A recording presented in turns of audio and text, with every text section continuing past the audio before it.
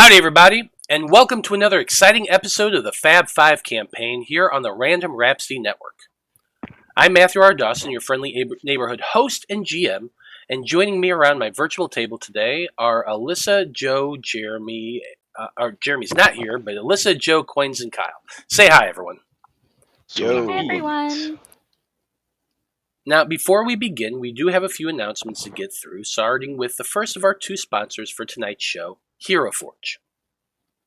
Hero Forge offers fully customizable tabletop minis with dozens of fantasy species and thousands of parts to choose from. Their easy-to-use design tools let you build your perfect miniature online using a fully 3D in-depth character creator right from your web browser, which is where we built our tokens for this evening's game. Hero Forge also offers custom minis in a variety of materials, including color-printed options and downloadable models for 3D printers. You can check them out at heroforge.com. Our second sponsor for tonight's show is XSplit.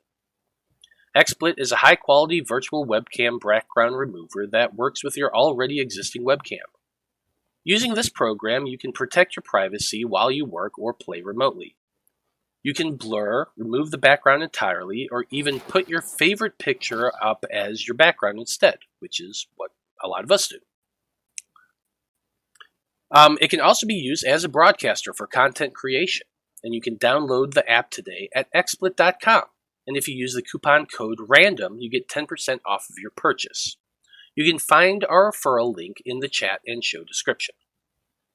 Last but not least, I'll remind you all that this Wednesday, April the 26th, is the next episode of our Sonnet of Blood, a Curse of Strahd campaign. And we have another campaign that's going to be starting up in about a month that's going to be running opposite Curse of Strahd, which is called Magi Knights Awakening, which is going to be a spin-off of our Magi Knights test play that we did last year. So, look forward to that. But that's going to do it for tonight's announcements. So join us as we dive into the world of Loroupa and continue on with the adventures of the Faab Five.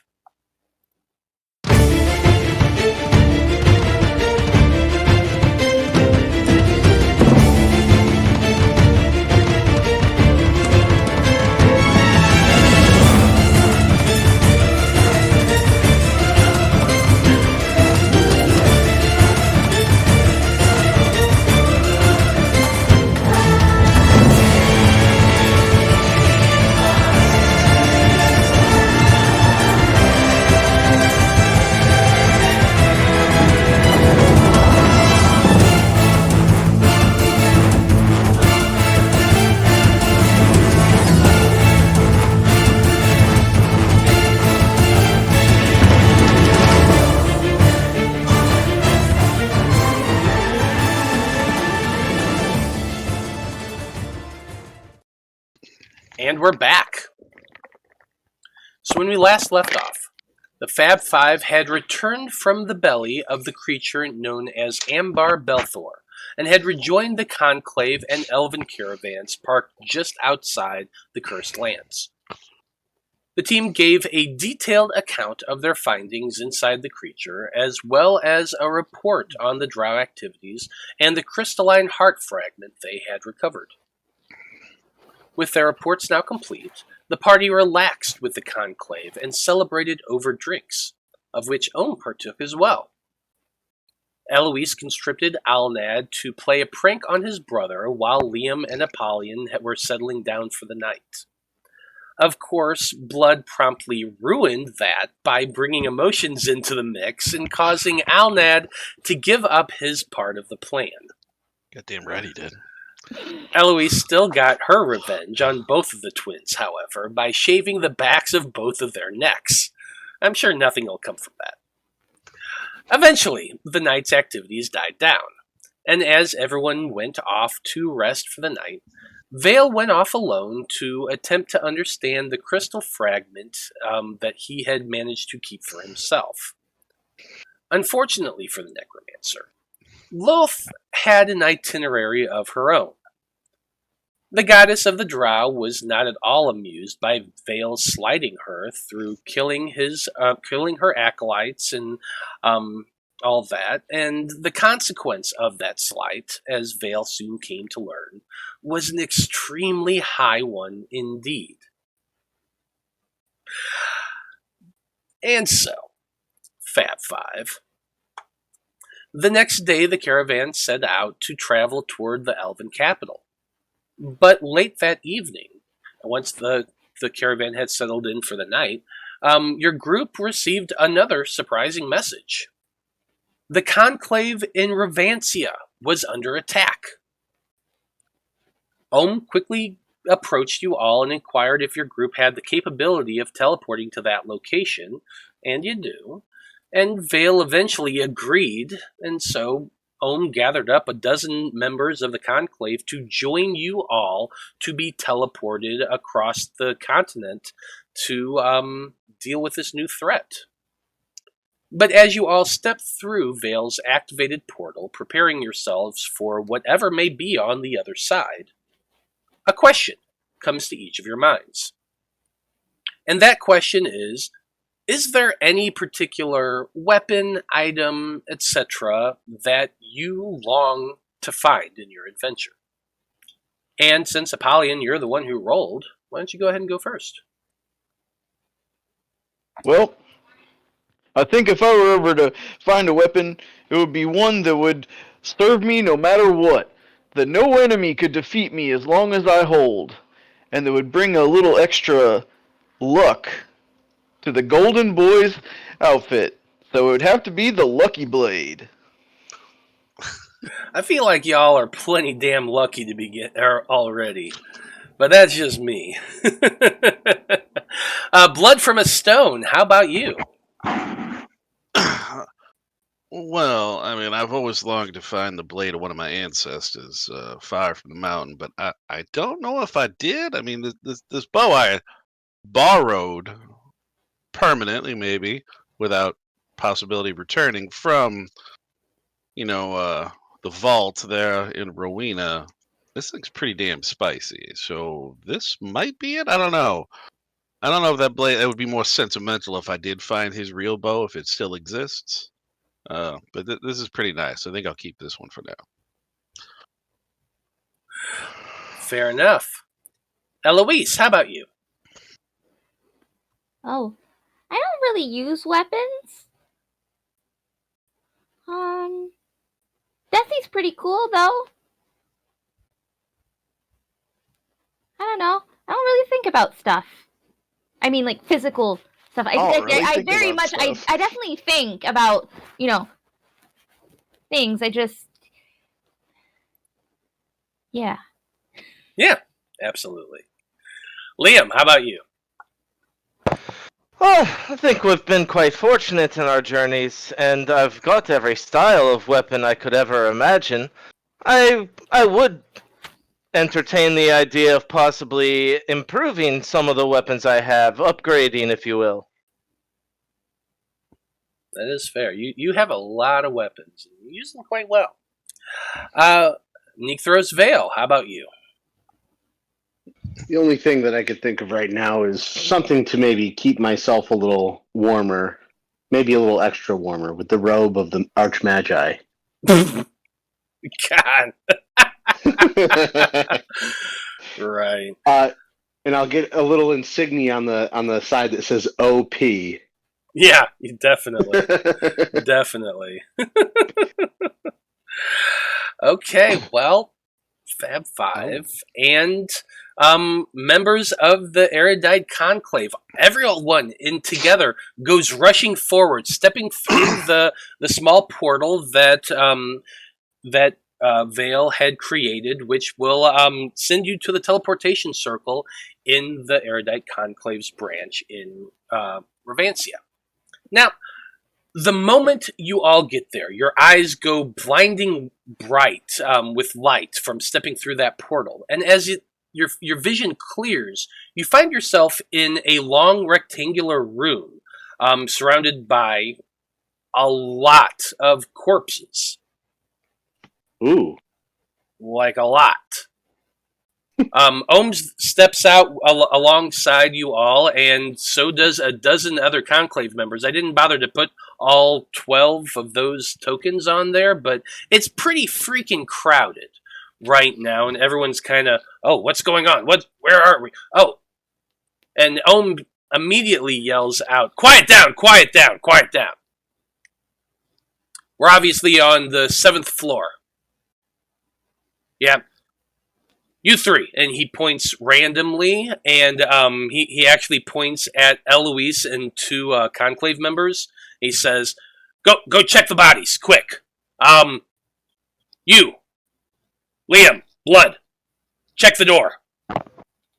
And he's like immediately taking command of the situation and is just barking orders to everybody. The door, Blood and Liam, you would immediately see as you glance over there, is open.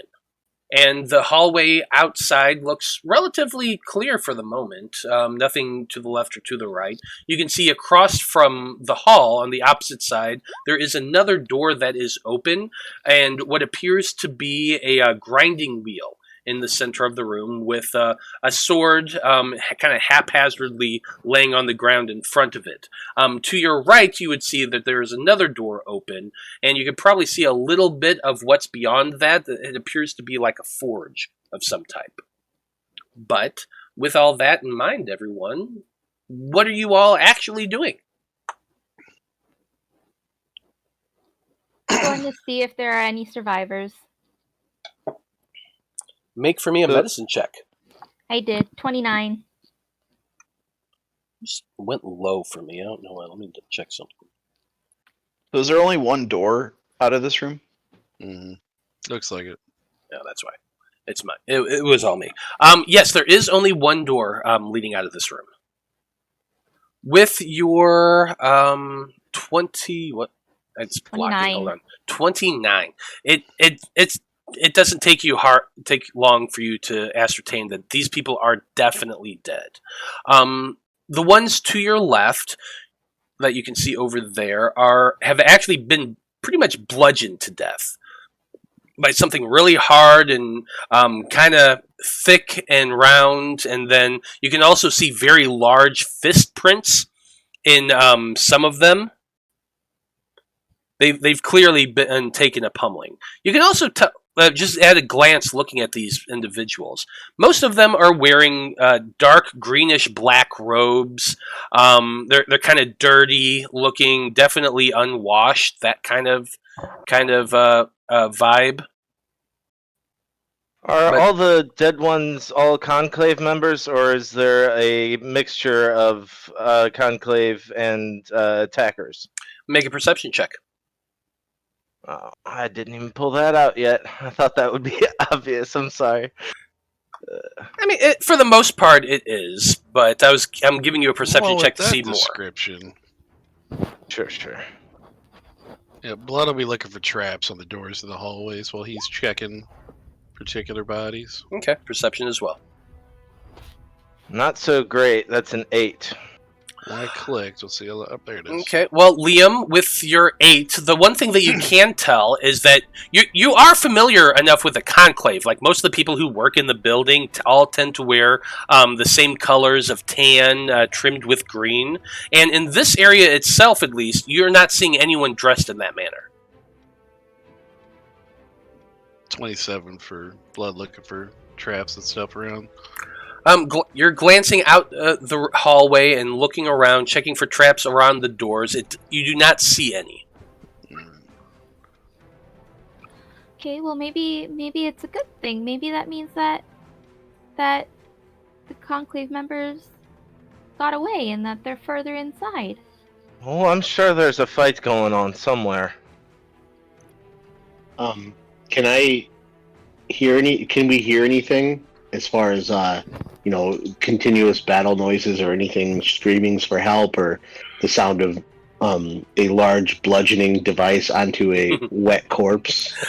Make a perception check as well. All right, and this is normal because I'm using my hearing? Yes.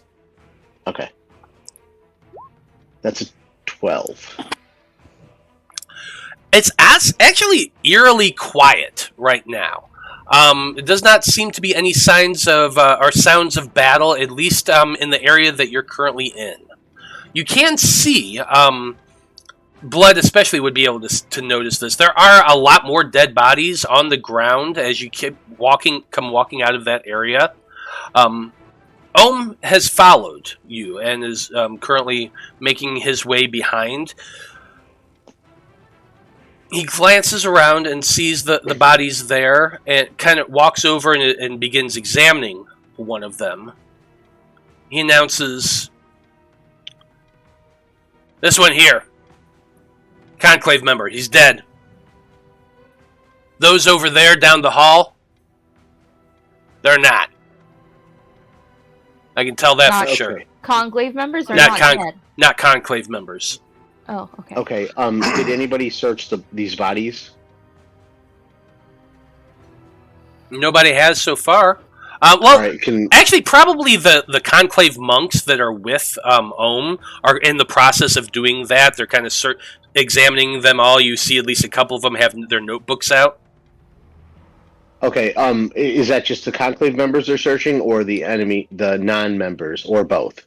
Well, the only people that are with you right now, besides the tokens you can see on the map right now, which is your group and Ohm, is there's a dozen Conclave members that transported with you. Okay. None of the elves did. Just a dozen Conclave members. All right. Yeah, I guess what I'm asking is, are they searching both bodies, or are they only searching one or the other? Sorry, I misunderstood.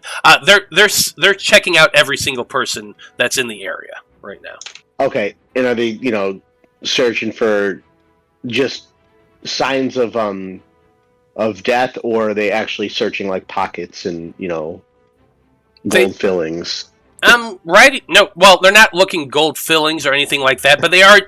Each Conclave member that's around is now up to a body and is kind of patting it down. You can see one of them pulling a scimitar off of a corpse and setting it aside. They have the robes kind of open and they're doing the thorough examination of what a researcher would do, checking out people that have invaded their home.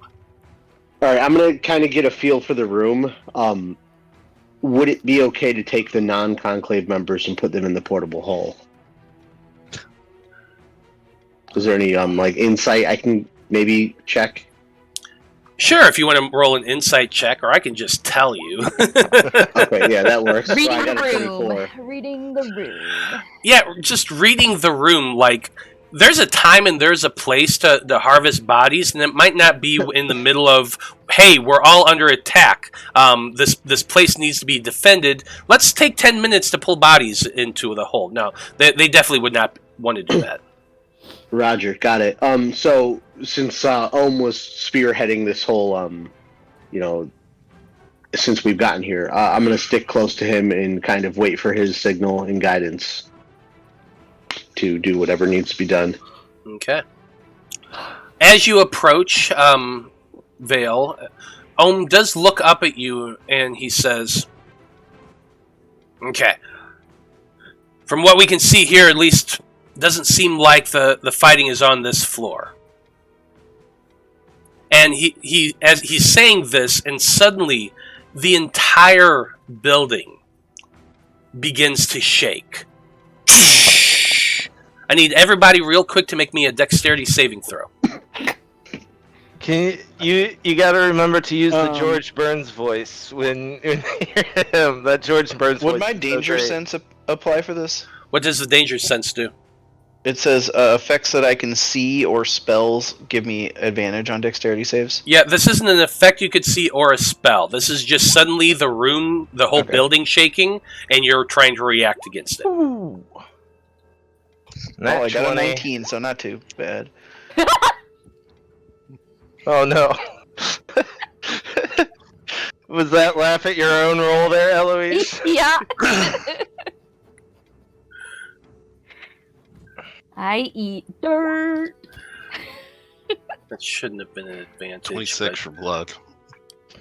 So yeah, it looks like the only person other than the Conclave members, there's probably a couple of them who take a tumble. I'm not going to roll for them because they kind of are not important right now.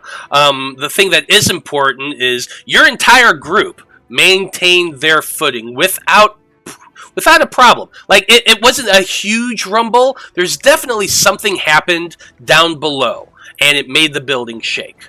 Eloise, however, as she's walking out, that rumble hits the same moment her foot hits a patch of blood, and she just slips. Her legs go out from under her, ass over tea kettle, and she lands on her back with a thud. Yep. Yeah. Once the rumbling stops, Ohm has his hand against the wall, and he seems to be feeling it for a little bit. His eyes are closed, and eventually he opens them once again and looks back. Okay, now, we definitely need to check that out. You ate, and he points back at some of the other Conclave members that are with your group. He says, "You ate. Head upstairs. Check level 9. See if you can find the chief archivist here. You 4," and he points at 4 more of the Conclave members. "Stay here. Check for survivors. If you can find anyone alive, capture or detain or assist." He looks back at the 5 of you, and he says, "I have a feeling our services are needed down below."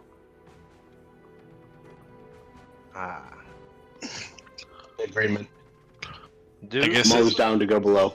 we've been here before. We know which way the stairs are, right? I was gonna say, is every building kind of uniform? Would we know? Actually, yes. Every building is pretty much identical that you've been in. Like, there's been slight changes. Certain rooms are a little bit different, that sort of thing. But the general layout has always been the same. 10 levels to this building. There's a labyrinth of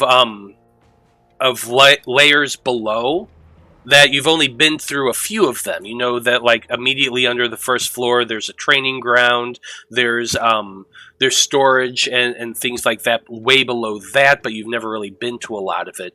But you do have a general sense of how to get down to the first floor, so this isn't a difficult thing for you. You know pretty much where to go. And you also have Master Ohm with you. So it's not too difficult. But I assume you're all going to follow along with him? Yeah. Yeah, stick with the monk master. That makes sense. Sure. Well, I mean, you do have opportunities. Like, if you ever decide you want to peel off on your own and try to do something else, you have the opportunities too. I'm not saying you can't. I'm just asking for expediency if you have anything you want to do while running around. I mean, I guess while he's dishing out orders, Blood's gonna check this nearest room. So he's just gonna kind of tiptoe up as quiet as he can and kind of do a perception check to see if he can hear anything going on nearby, and then he'll check inside. Yeah, Val?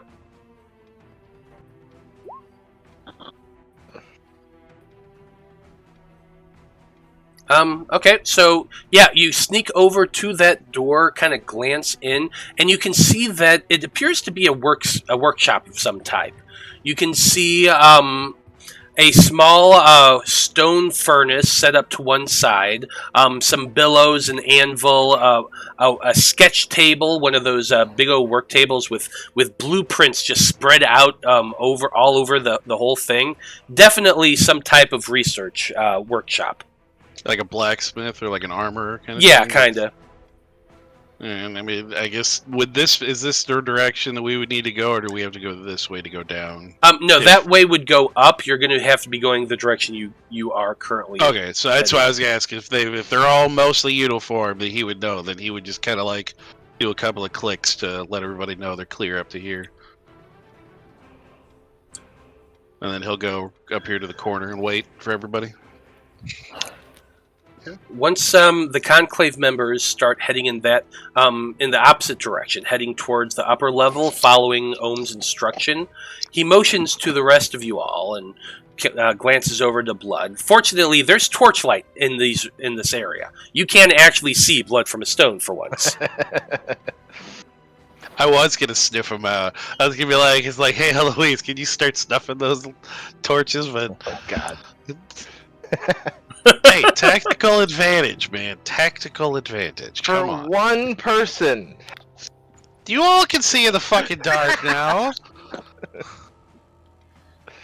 I had a problem with my buds, but I cast Arcane Eye. Okay. You create an invisible magical eye with within range that hovers in the air for a duration. So it has dark vision. You can move the thing 30 feet as an action. There's no limit how far away it can get from you. Okay, yeah. So what are you doing with this arcane eye? I'm going to send it ahead of us. There's no range as far as the distance traveled. I can just move it 30 feet at a time. So if we're sneaking, I could still have it go 30 feet. Wait, dark vision of 30 feet. Yeah, I can move it. Does it have a speed? You can move it 30 feet in any direction. There's no limit to how far away the eye can move. Yeah, so basically... It's basically 30 feet every 6 seconds, because you use your action. So I'm going to send it ahead to scout the direction we're going. Okay. And I'm assuming we're all sneaking. I guess I can give you a couple stealth checks for moving down the hall if you want, man. Yeah, if everyone's moving stealthily ahead, I assume you're going to pause for a minute. That way, Veil's arcane eye can kind of float forward a little bit. Okay. But then, after that, you all kind of try to remain as quiet as possible. So, give me stealth checks, everybody. 34. Did I get the advantage on stealth boots? Is that what I got? Yes. Okay. Yeah, And because I have it Eloise. as well, right? Yeah, you both do, because Eloise didn't want to give up her boots of flying. So yeah, we gave him to lead. Makes sense. If we discuss being stealthy, I would cast Pass Without a Trace. Okay. All right, so 44. 26. Or 36. 33. 31. It's a stealthy ass 14. wizard. See, we should have put the boots on her. Okay, but if Veil didn't have it, then he would have only gotten 17. So. I know. So, quick question. Eloise is like hovering over the ground a foot. Does she have any advantage or anything towards stealth? No. Why am I hovering? You got your boots of flying. He was just. It was a hypothetical if. Oh. Yeah, not with that tail. No. Consider not at that all. tail made of steel, and it's just hitting everything as it goes along. But I gave you a little token for your arcane eye. Oh, perfect. Hey, wait, where did Ohm go? I was Last- following Ohm. There he is. Yeah. Yeah, Ohm is moving his way slowly, stealthily as well. Did I do his stealth check yet? I don't think so.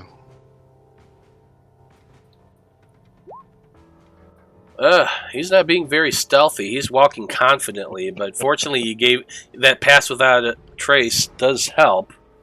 You are all moving fairly stealthily and quietly, so the arcane eye would probably see this before anyone else does.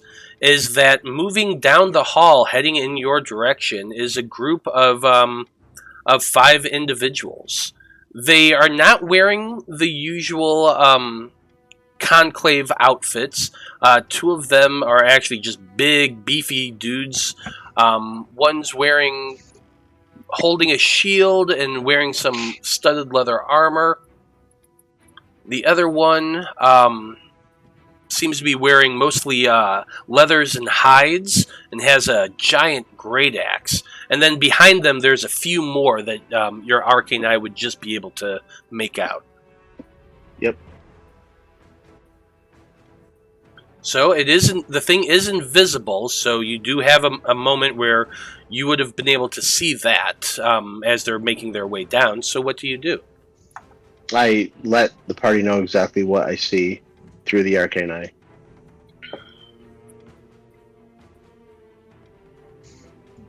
So you said is it right around this bend? Yeah, it's right around the bend. Yep. Okay, I'm gonna move up with blood and then whoops. Well, with that, you can tell that probably in the next 2 rounds, they'll be making their way around towards your group. So you have probably 6 seconds to decide what you want to do, where you want to go before they make their way around that bend. So, Yeah, what does everybody want to do? I'm gonna pop in this door right here, and hide out and let everyone know they're coming around. Let's set up an ambush. I'll be the distraction. No.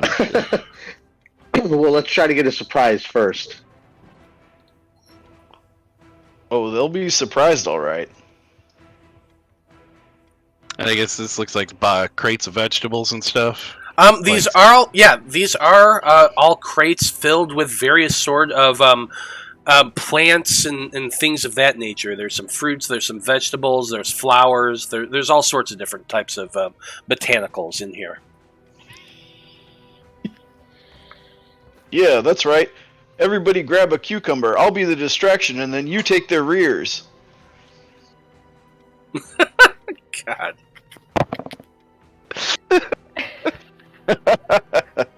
So much worse when I heard cucumber. I was like, where's this going? Oh, see, I knew exactly where he was going. I was just waiting for the punchline. See, don't you know cats are afraid of cucumbers? What are you doing, man? Come on. For more than one reason, apparently. Liam, are you going to be ducking into any of the rooms or anything like that? What about you, Eloise? You got 6 seconds, so you can move up to your full movement or whatever you want. They're coming at us from this northern direction, right? Correct. Yeah, somewhere over here. Yeah, I think I'm just gonna be right around the corner, waiting with a couple arrows. As soon as they turn the corner, I'll take a couple shots. Okay. So with my 6 seconds, movement would be to get in this room, and then I'm going to use the action to let the zombies out of the bag, out of the hole. Now, this is going to just get really, really complicated and bottlenecked, but okay, I sure. I am preparing a spell. Okay. Everyone's holding spells and putting holes on the ground. Like, honestly, I'm not going to lie. Everyone would have to move out of the way, because it's it's 10 feet? 10-foot hallway? 10 foot? No, the hole itself. I'm gonna hold my action the hole. to run. I'm gonna when they come around the corner, I'm gonna go, can't get me, and then I'm gonna run and see if they chase after me. That way, everybody else gets behind them. Okay, I like it. Danny, come play with us. Maybe play it off like you're scared instead of like you're trying to taunt them. Maybe. Sure, I'll work on that. We don't have time for conversation about it. Danny, come play with us. Yeah, just... Shining? Really? Nobody? Yes. Okay. All right. One of you. I was ignoring it. All right, let's do this. Yeah, Blood's just trying to hide amongst the crates with a 41. Okay, oh, so it's a 6 foot diameter. He could put it on the wall back here, I guess. Yeah, that's pretty much what you'd have to do. You have to go back here. Do you even have the movement to do that? Well, I guess 6 foot it could get rounds, there. Right? Yeah. 6 foot it could get to right there. Yeah, that's probably just barely enough room. Like, it's a little cramped, but it should be all right. You could probably get a few zombies in this area. I don't know how many you're trying to pull out here, but like. He's just starting. It's like if he's willing, he could toss Blood the handkerchief and he could put it on the wall. And then they could start streaming out. I mean, it's all up to him whether or not he'd trust Blood to touch it, but... Yeah, I mean, Blood would it's have fine. plenty of I'm room. not gonna... I don't want to make this battle or this encounter too cluttered, like you said, so I'll just take out a few. Okay. Probably a good idea, because the halls are very narrow right now. Okay. Okay. I'll just take out 4. So you've pulled out a few zombies. Ohm kind of sniffs a little bit, but doesn't seem to mind too much. He did tell you to be ready, after all. So,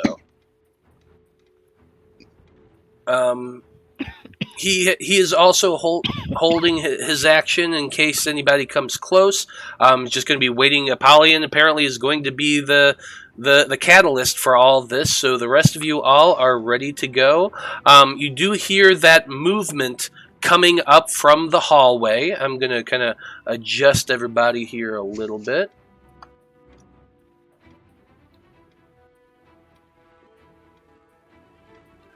You're gonna adjust us?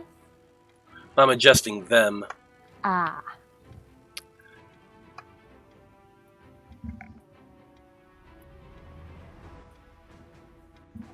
Yeah, so they get to this point. You can see them, Apollyon, as they're starting to make their way around that bend. So that's when you're jumping out with your cucumbers? No, I'm gonna wait for him to get closer. I'm gonna like slowly back up. I thought you were going to jump out and try to get him to run to chase you. Oh yeah, I was just gonna wait until they were like closer. Oh, okay. Well, they can get a little bit closer than that.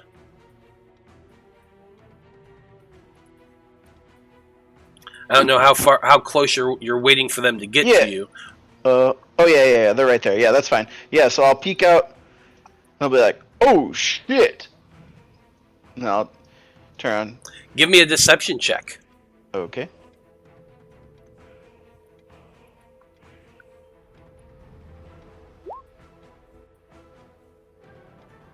That's a 12. That. Well, it's a lot better than his 3. Nice. He ain't too bright. Really isn't. I'm going to give the other guy in the front a chance to see that as well. Well, just think they're like kind of frenzied a little bit. You know, they're spoiling for a fight, so they're looking for any excuse. Man. Yeah. The two My of them. deception's so good. You're such a good actor, Apple. It's true. Right.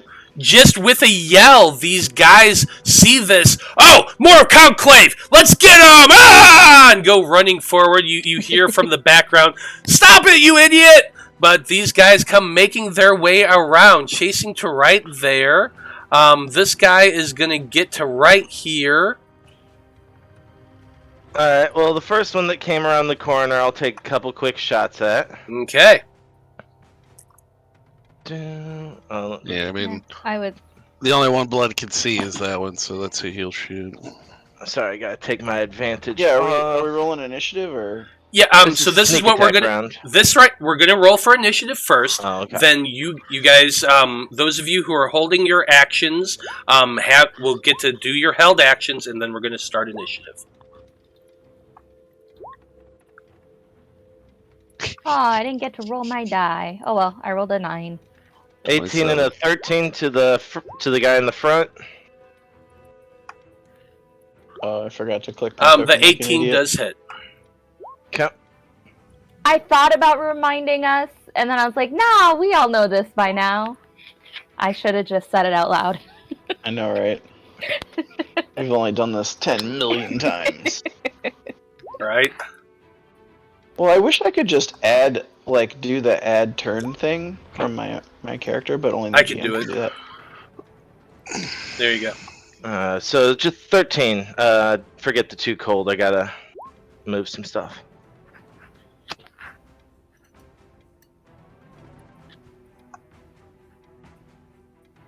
Alright, I fixed my initiative.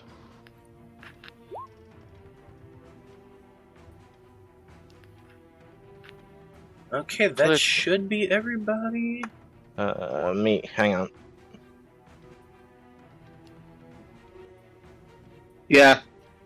16. Oh, this is just weird.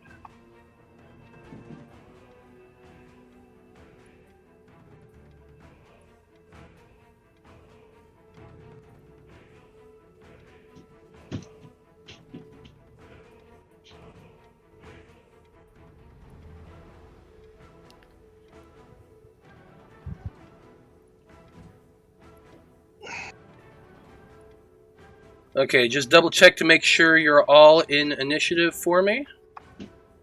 Yep. Looks good. Perfect.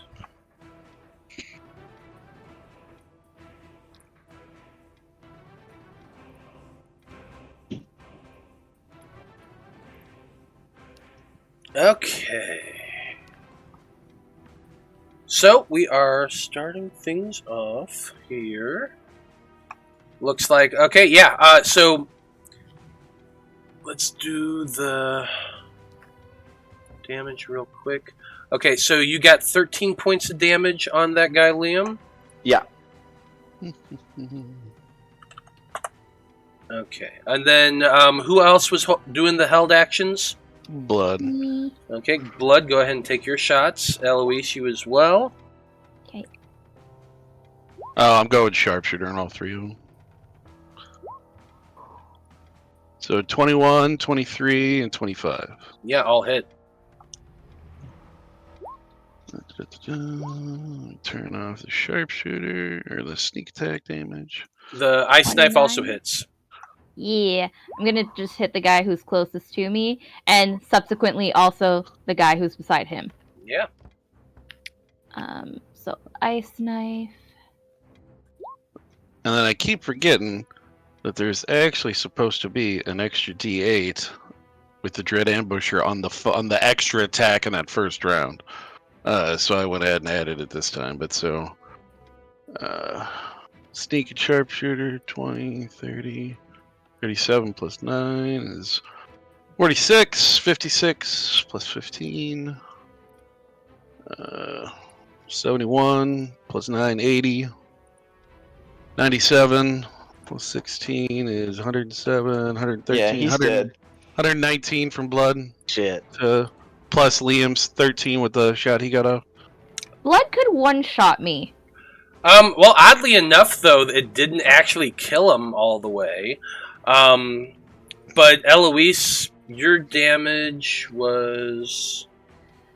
So, 2 piercing to the first guy. They both have to make a dexterity save. Okay. And then if they don't beat 18, they both take 5 cold. My damage sounds so wimpy comparatively. Everybody's does. He's making Matt mad and making the game harder for the rest of us. I mean, Fuck you! I wouldn't say I'm mad. I mean, Matt's the one who came up with the weapon. Actually, I found it online. Okay. I found it online and tweaked it. Maybe I should nerf it a you're little the bit. one who gave it to him. That is no different than the hand crossbow he was using. It's just ice instead of force. Literally the same damage amounts. 1d8. So Yes, you're an shush. awesome rogue. We No, all I'm bow just- to you. I'm just telling you. Hail, bro. You The take best part victory. about it is the vision. So the fucked up thing is that it's your ice knife that took that the first guy over and killed him. See? Nice. Haha. You hear from there, fucker kill stealer. From the corner. It's like, you're gonna bitch, I'm gonna bitch. I can't shave scales, though. You get like a chill in your shaved spot on the back of your neck there. No, it just burns. It's not chill, it burns. Fire of 1,000 suns. Okay. You know, I'll let you paint them or cover them in mud if you want. You would like that, though. I wouldn't care. Well, that's actually it for everybody holding their actions, because Ohm's action was to strike and nobody came within range. So we're going to start things off at the top of the turn order with Blood from a Stone again. Well, that one's dead, so I guess he would have to... Oh, I guess he can... Would you give him some kind of cover just because it's kind of shooting at an angle out the door? To be fair. Are you...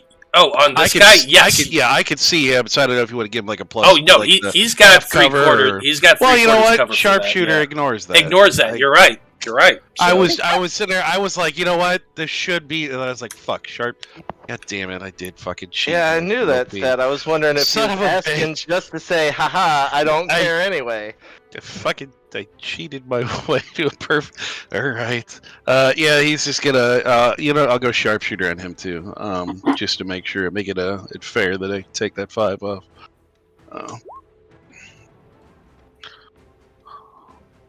It's 23. Yep. And I'm assuming since there's no one close to 16, no one's close enough, so probably no sneak attack for this one. Yeah. No. Okay. And the 16 does not hit. 16. Okay. Are you an assassin rogue? Yeah. I he am. is. But Are they surprised?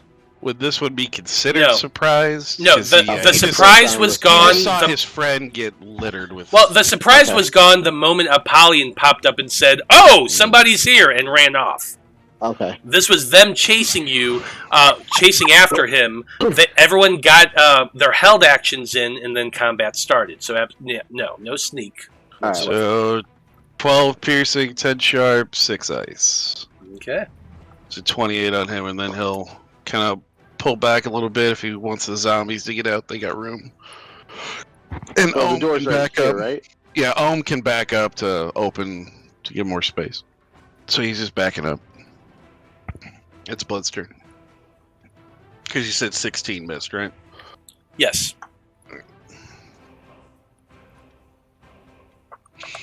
Okay. Apollyon, you're up next.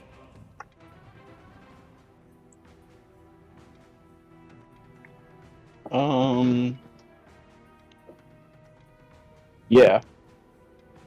I'm gonna jump forward and say, "Just kidding. I'm not scared of you." As I attack recklessly with my trident. Just kidding. JK for the lols. Yeah, 23 is gonna hit. I guess I didn't turn my trident on yet, so it's just 9 piercing. Mm-hmm. Because I are dumb. But I'll attack a second time. 12 piercing. Okay. He's looking injured, but he is still up.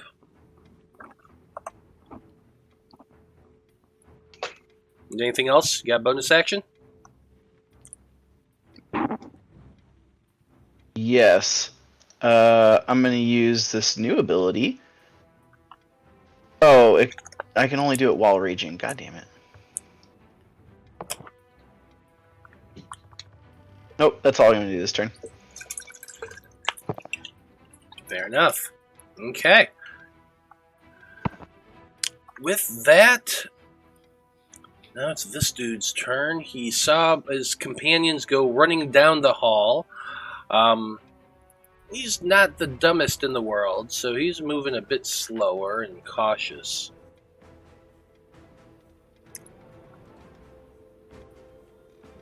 Uh, 5, 10... Moves right here down to here. You see a guy wearing all red robes, looking kind of vicious. He has a bald head. He has tattoos all over his face. His skin is gray and just kind of nasty looking, and like he's never been in the sun. You brought the Fae to Loroupa? Jeez. The Fae? I don't know. Somebody got, I never heard that before. somebody got ideas from the recent movie that came out. Oh, the Red Robes. the Fae. Yeah. Okay, I didn't It's even. perfect the way you described them. Yeah, Actually, that was perfect. The funny thing is, like, looking at that picture, now that you've reminded me of those guys, this dude does kind of look like that, yeah. I wonder if that's what they're supposed to be. Because, yeah, straight up, now that I'm looking at the picture, totally looks like one of those dudes. Anyway. What do I want this guy to do? Oh, I know exactly what I'm going to have him do. He sees this and he's like, No! because he sees the guy down on the ground dead. He can see Ohm's face kind of peeking out from that door right there. And you can see him casting a spell. Veil, you don't have eyes on him, so you would not be able to stop this. So, So would I technically be able to see him because of my arcane eye? Oh, good question. You would see him through the arcane eye, but I don't think you can. I think counterspell has to have. Let's look at counterspell real quick. 30 feet. Yeah, I'll throw it up just in case. Throwing up counterspell. You attempt to interrupt a creature in the process of casting a spell. If the creature is casting a spell, third level, lower spell fails. Fourth level or higher. Now, can you cast spells through your arcane eye, though? I can't cast it through there. But it says one reaction which you take when you see a creature within 60 feet of you casting a spell. So he is within 60 feet of me, but there is a barrier. I could see him because of the arcane eye. So I'm going to leave that up to you. Yeah, does the magic go let me through look at a wall? Yeah, let me look at what. Yeah, I arcane feel eye like says. I feel like there still has to be line of sight between you and the person, because you're like How are you going to cast a counter spell through a wall? Like if it was your familiar sitting there, I would say yeah, no problem, because you can cast spells through your familiar. But the fact that it's an arcane eye, pop up the arcane eye again. Let's take a look at you that. mentally receive. Yeah, I just scrolled up. I'll pop it up again. Yeah, because it says so you mentally receive it. So you're not seeing it. You just know what it sees. Is how I'm reading that. I don't know. Yeah, I'm kind of in the same mindset. Like if it was your familiar there, I would say yeah, you'd be able to. But the fact that it's just something that gives you visual, and there's a wall between you, a literal L wall between you and this guy, I'd say that no, you would not be able to counterspell. That's fine, but that's something cool to think about in the future. Yeah, oh, definitely. Yeah. But so the spell is cast. Now here's the fucked up thing: that he cast a high level spell, super high level spell. He cast Time Stop. So here's what happens.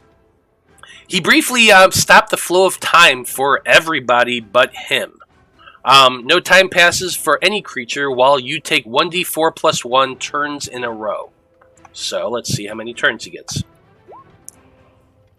4 turns. Wow. Whoa! He's gonna take 4 turns! Oh shit, that is a big spell. But here's the thing about this. Now, Veil, you don't know the spell at all. I'm sure you might have heard a little bit about it, but you don't know how it works. But you do see what is happening, even though time is frozen. You can still see through the arcane eye. Yep. So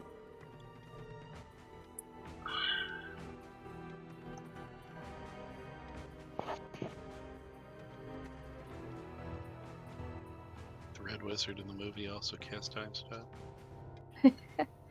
Sure did.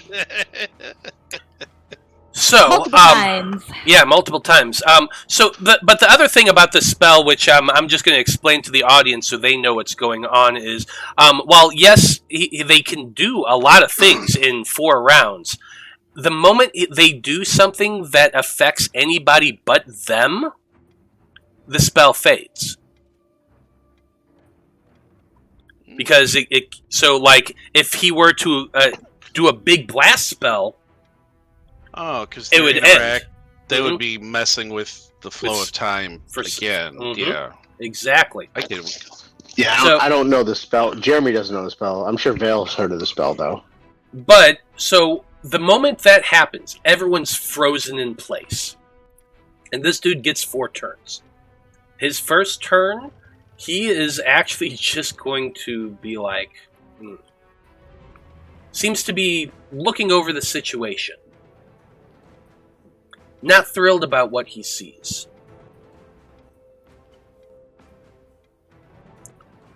He then walks away. Most of you lose sight of him. 5, 10, 15, 20, 25, 30. He stops right here. Your arcane eye, you can still see him, Veil. He uses the rest of his action to move again. 5, 10, 15, 20, 25, 30. To go to right here. That was his first turn. Second, you see him cast another spell. This spell you do recognize, Veil, though it's kind of hard because his back is to you. You see the effect, so you know exactly what happened. He cast Dimension Door, and he disappeared.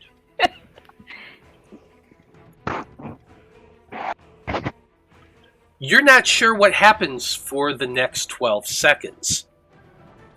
But then after that, suddenly, you know this is happening. You know you're frozen in time. You don't know where that guy went. You don't know what he's doing. But 12 seconds later, everyone is able to move once again.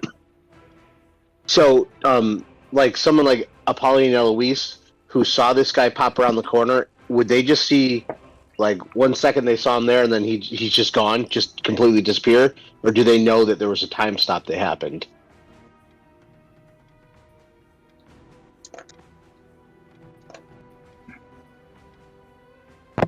I assume we're aware of the spell, right? I have an intelligence of -1. I don't think I noticed. You just saw him come in and then like a quick blur and he's gone. Liam blinked. You blinked during the blur. You're muted, Matt. Okay, so I re-looked at it one more time, and it just says, you briefly stop the flow of time for everyone but yourself. No time passes for other creatures. So honestly, I would say that nobody would be able to see it. Like not even Veil would have been able to see him walk away and then cast a spell. Okay. Just in one moment, you're looking, next moment, he's gone. All of you feel weird. Like, you feel weird. You're not sure what exactly just happened. You can see Ohm kind of clutch his head a little bit, but that's kind of about it. But the guy straight up walked around, looked, poof, gone. Could be anywhere.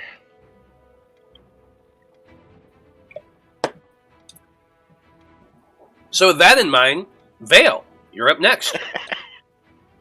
All right. I'm going to 5, 10, 15, 20. See this guy. Let's see. Just need to see in the turn order.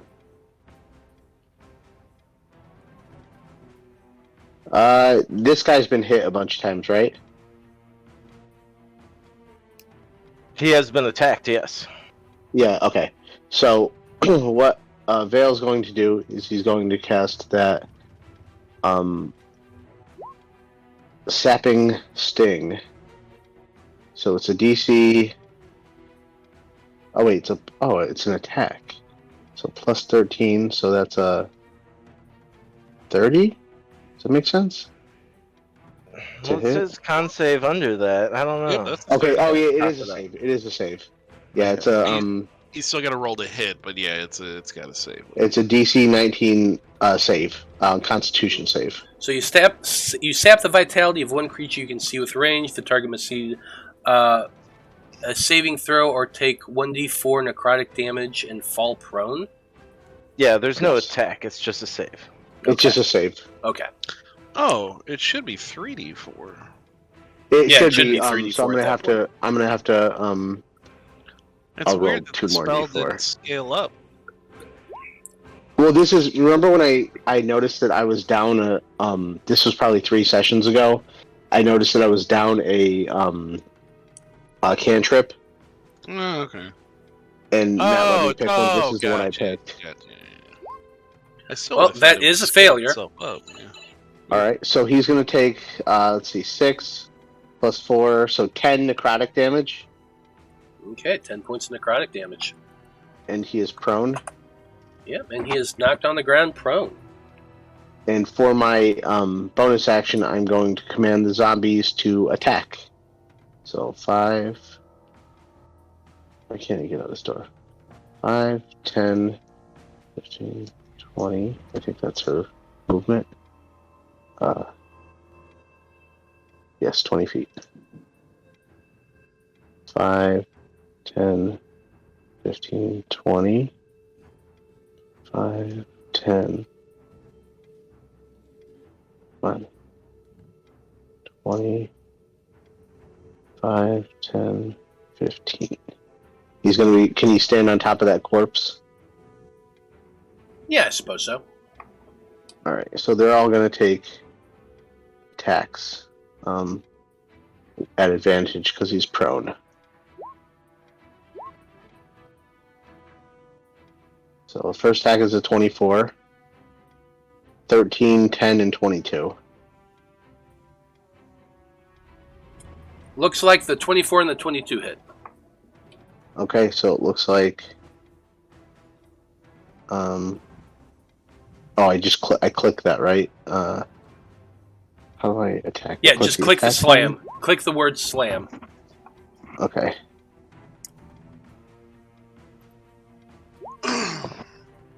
Eight bludgeoning. Oh, just one. Wait. So I clicked the word attack on the first one, and it said 8 plus 1 bludgeoning. Yeah, that works too. Either or. Yeah, But, that should be your crit. Mm-hmm. It is. So in total, you did 21 points of damage to this guy as this zombie horde just comes running at him, jumping on him, and begins to maul this body that's on the ground, ripping pieces of flesh and bone away. They just gnash this guy to death. And with the rest of my movement, I will move back into. Oh, he's dead too. All right. 5, 10. Okay. And I'm done. Okay. Liam, you're up next. All right. I can squeeze past these zombies, right? That shouldn't be an issue. Yeah, they're allies. Well, for most people, it would be considered difficult terrain, but you don't worry about difficult terrain. Fair enough. I got enough movement speed regardless. Yeah, I'll go ahead and jump up here. See this whole new scene that's unfolding.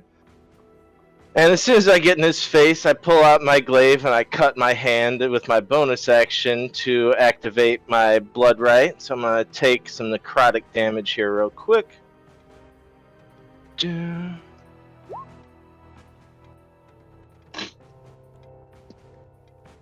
to me. And then this thing lights up with some furious ice rage. Take a couple stabs at this guy next to me here.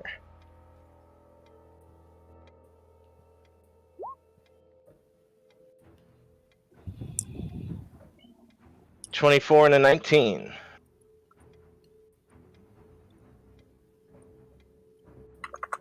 The 24 does hit. Okay. And we will make this a stunning strike, so that'll be a con save. Okay.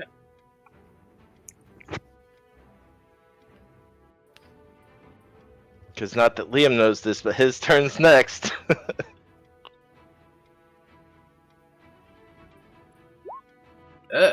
Rolling like shit today with a 10. He is stunned. That is a failure. He is stunned. Alright. That is all I can do with my turn. Oh, I'll throw in little Rite of Frost. Sorry. Got to tag that on. Ooh, nice. Ooh, cool. 6 cold. An extra 6 points of cold damage. Okay. That and is he my turn. Stunned. Here's that. Okay. Well, yeah, this guy can't do shit because he is stunned. Got Sucks lucky. for him. That's it for that guy's turn. Next is Master Ohm. Let's see what Master Ohm wants to do.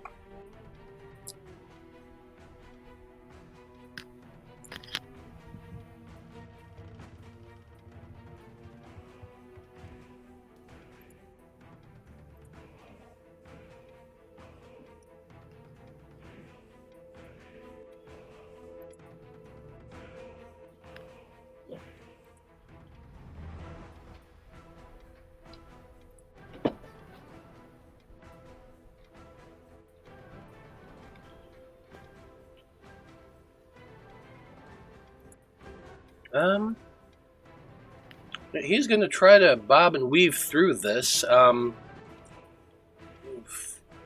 He's got tons of movement, though.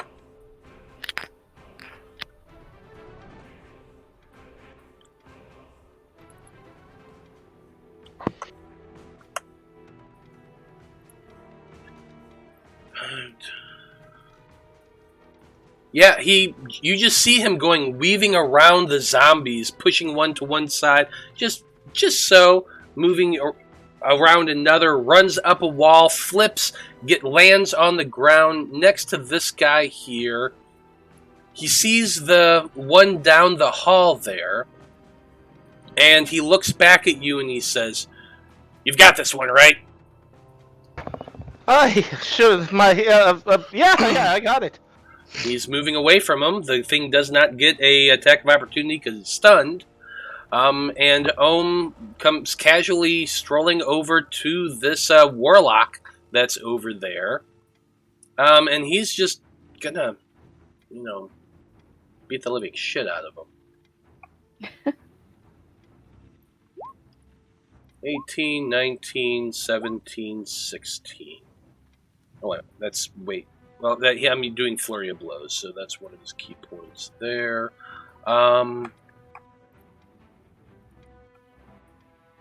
Their AC is 15. So yes, all of them do hit.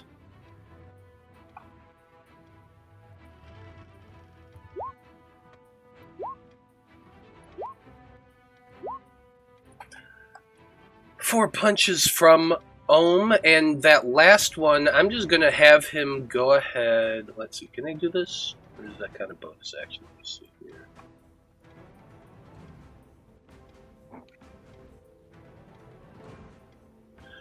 Yeah, so with that third punch, he is going, it'll be the last one, that's fine. He's going to use his technique to knock the guy on his ass. I need a strength saving throw from him.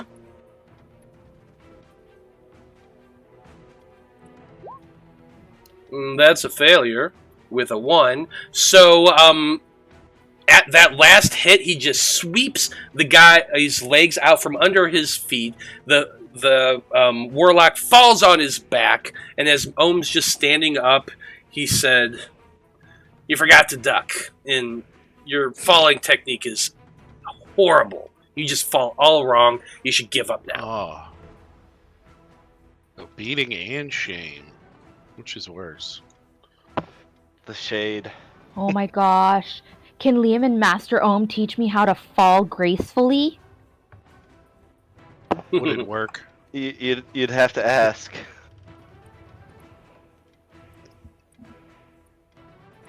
The guy's still alive, but has taken a brutal beating at the hands of Master Ohm, who was kind of going easy on the guy. But that's it for Ohm's turn. Eloise, you're up next. Yep. Excuse me, dead person. Excuse me. I'm just gonna, excuse me. Yep. Just, excuse me. And then... Think they bow when they see Eloise? Why would they bow? I don't know. Now, don't forget, Eloise, that moving through them is rough terrain, so it'd be 10 feet for them to go through them. They see the bird loves you, so why not? Okay. So then...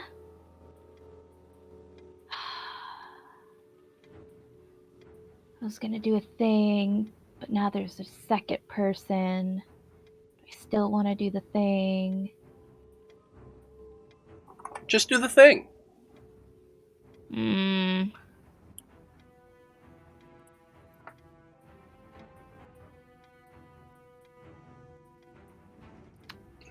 They're both on the ground, right? Well, one's stunned and then the warlock's on the ground, right? Correct. Okay.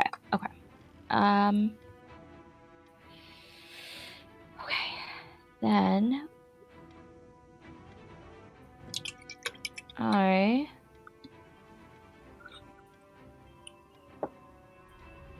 How long does this one last again? Yeah, let's go for it. So, let me go pull out one of the thingies. What A color cucumber shall we thingy? make it?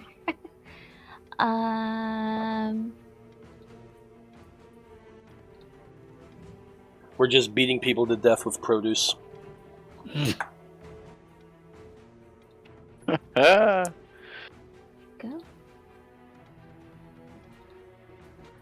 And I'm gonna go ahead and cast. Boop. Yes, please. Moonbeam. Moonbeam. You cast your Moonbeam spell. That bright light comes cascading over the dude who's stunned. It'll affect him on his next turn. Mhm. You got anything else? I don't think I have any bonus action. Okay. Well, it's Jareth's turn next. What's Jareth doing? All right. This thing just closed. He's going to. Where the heck did he go? Oh, he's all the way down here. 5, 10, 15, 20. He's just gonna hang out right here for now. Actually, I'll put him back a little bit more. He's not gonna do anything. He's gonna make sure people aren't coming from the direction we just came.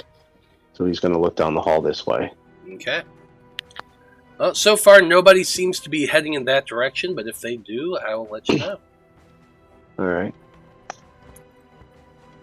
Next up, we have the Warlock who just got knocked on his ass by Master Ohm. They're going to pick themselves up. I'm going to have them do a history check just to see whether or not they know anything of Ohm. It's going to be a disadvantage, though. No. The guy who escaped certainly seemed to know. This guy is going to pick himself up using half of his movement. And he's going to be casting... Oof. Yeah, they're going to be casting Vampiric Touch onto Ohm.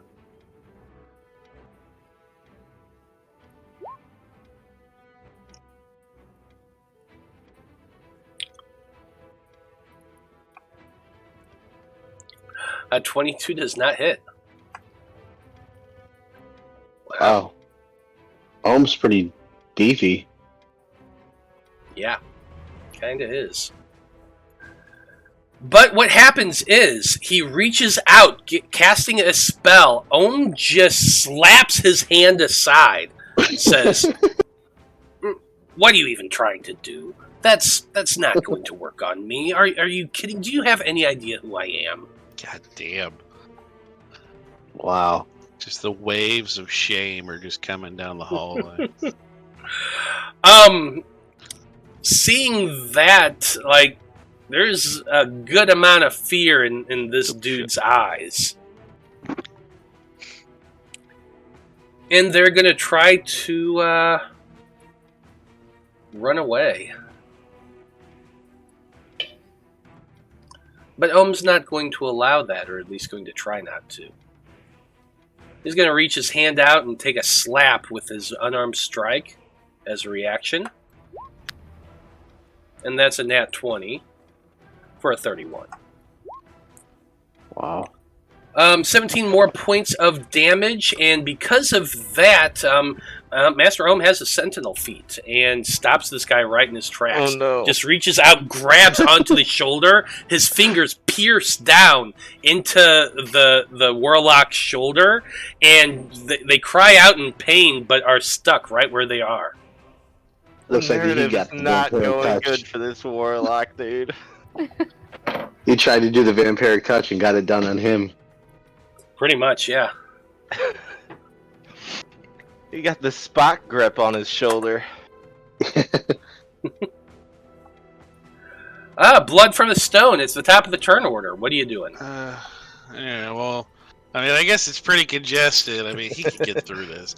I was gonna say I could pull that scene from like Crocodile Dundee where he's walking across the New Yorkers to get to the other end of the subway to tell Sue he loves her. But I mean, he could squeeze, I guess, past Polly to here. And this guy is still he's kind of rigid from what Liam did to him, right? Oh yeah. All right, so yeah, he's just gonna take 2 shots. Pretty point blank range, right in his fucking face. At Yeah. advantage. At advantage, yeah. We'll go ahead and we'll go sharpshooter since we definitely do have the advantage. Well, hopefully this. Oh, What hit on him before? I guess you know what? I wouldn't know that, so don't worry about telling me. what's this 5-foot radius thing? My That's moonbeam. moonbeam. Oh. 26. Ooh, and a 13's probably not gonna hit, but the 26 should. 26 will. It is going to be 56. 56 Nice. points of damage. That's a Ouch. damn good sneak on that one, yeah. 3 5s on that. And I think he'll just he'll hang out there. I mean, he's small enough. I guess if Apollyon could easily get past him, so yeah, he'll. You just are kinda not hang out. small. I don't know why you keep He's saying that. skinny. You are a medium creature that's almost 6 foot tall and 180 Oh, pounds.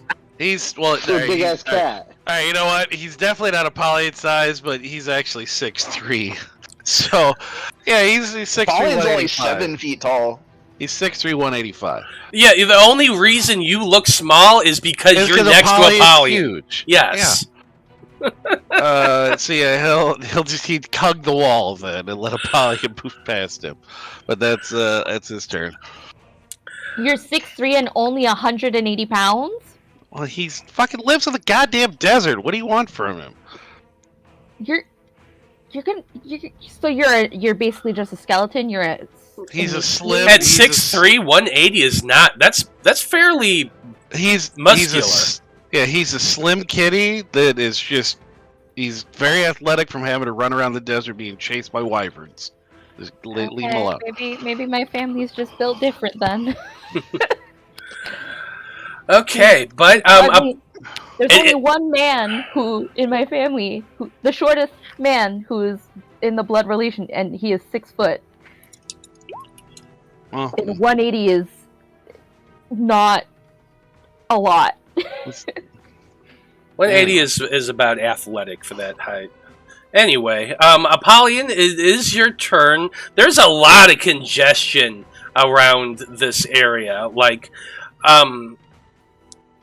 you're packed in here in this area like sardines. Now, I haven't mentioned it before because it hasn't been relevant, but the hallway you're in, besides being 10 feet wide, is 15 feet tall.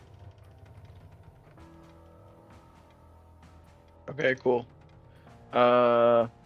Yeah, I'm gonna try to jump over everybody. Oh, I guess this guy's dead. Never mind. I don't need to try to fly. Well, so the guy that Blood is standing on is dead, and there's a ton of zombies around you. And then there's Liam and Eloise Blood's on there. the square directly in front of me. Yes. yeah. Oh, is Okay, this okay. token underneath the dead guy? Yeah, the Okay. dead token's on top for us. Gotcha. Okay. Does that look Alright, better for maybe you? I will try to fly then. There's not a lot of room for me to fly, but There Just do a little honestly hover isn't. hop. or I can use double movement or difficult terrain movement to move through here. Yeah, you can use your movement and move through there. It's 10 feet for every space. And you can't stand in the same spot that somebody else Right, is. so you'd end Right. up in Moonbeam, I think. Yeah, you would enter the moonbeam if you wanted to get right next to this guy. What if he hovered over this guy, over this zombie? Like,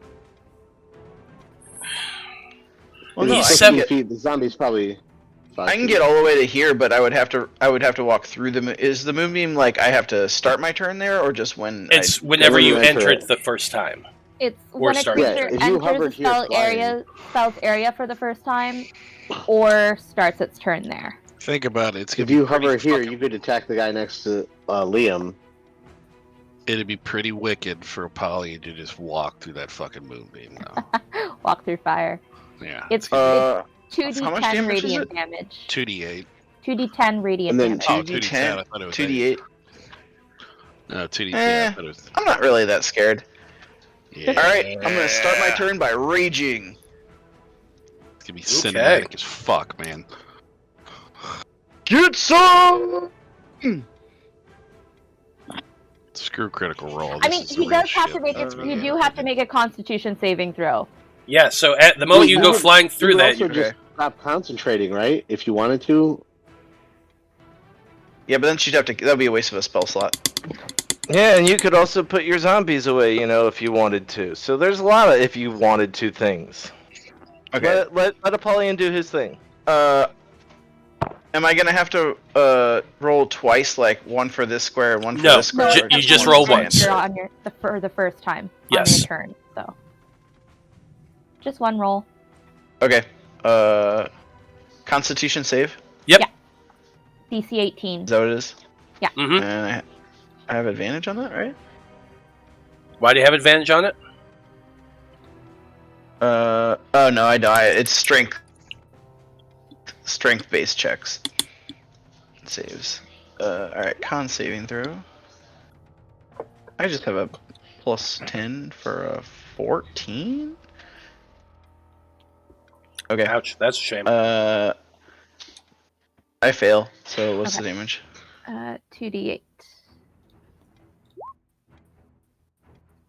Or 2d10. Oh my god, I rolled the wrong dice. Sorry. Hang on. There we go. Okay. 16. 16 Radiant damage. But What you type of come out damage is that? looking so radiant. Alright. You're gonna come out looking so cool because you've got like this radiant flame just like flying off of you. Apollyon basically just got bronzed. Nice. Yeah! Feel the burn! Yeah, golden boy. And I'm gonna go ahead and Definitely. recklessly attack this guy. Do it. He's gilded. Well, you don't need to be. Oh, I don't You need don't to need to reckless attack. recklessly attack. Yeah, I gain advantage because of Stunning. Liam. Yep.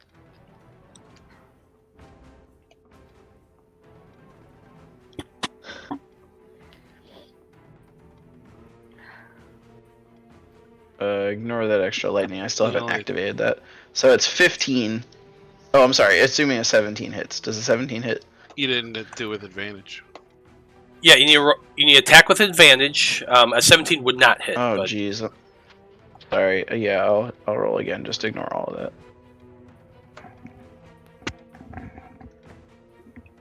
How about a 22? the 22 will hit. So we'll count that damage that you just did there. That was your first attack. Oh, oops. It's fine. It's one less on this one. It's whatever.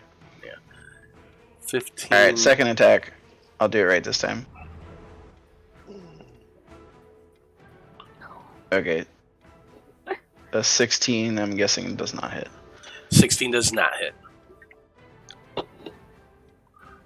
But it does That was take my bonus the. action, my movement, and 2 attacks. So yeah, that's what I got. You can move out of that area if you want to. I Oh, will you don't point that. start your turn in it again. Oh, he's stunned. He won't get attack of opportunity. So yeah, sure. Move right here. There you go. Okay, you come and land. You come into place right there, hovering near Ohm. I'm starting to feel bad Yep. for this guy, but just taking turns wailing on. Yeah, the Archmage deciding to peace out kind of screwed things up a little bit, but there, things happen. Veil, you're up next. Right.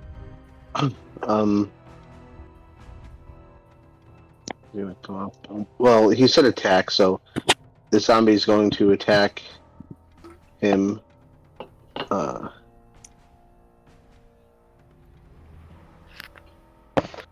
You could do that rotation thing you do. Do we have enough room for them to rotate and I'll take a turn hitting them? Because Yeah, he can't technically. he can't, what do you call it? Opportunity attack. So I'm just going to do that. I'll just roll them all right now. The first one obviously didn't hit. So 3 more. 2, 3. One was a crit. Well, that's the only one that hit. The 19 doesn't hit? Does not. Okay. 10 bludgeoning. Yeah, this guy's looking really, really rough, but he's hanging on. Hanging on for dear life, pretty much. And then Veil's going to come up here. I gotta go through the door. Sorry. It won't let me go through the wall. And he's going to sapping sting the guy down the hall next to Apollyon. Okay. You said that's a con save, right? Correct. DC 19. 21. It succeeded. Passed. Alright. And with that, Veil is going to cast Silvery Barbs to make him re-roll that. Okay. Is that a reaction? Yes. Cool. But is Silvery Barbs a cantrip? No. No, it's a spell. Kid. He silver. The previous one was cantrip. The sapping sting. That's the cantrip. Okay, gotcha. Yeah. Why did I think Sapping String was a level 1? I Well, don't know. either way, I'm even losing if I my mind. did, Okay. I could still cast a spell because it's As a a reaction reaction. spell. Yeah, Mhm. Good use. Good use. Yeah. Alright? The new roll is a 12, so it does take the damage, which is 9 points necrotic. 9 points necrotic is prone, so Apollyon can hit him with.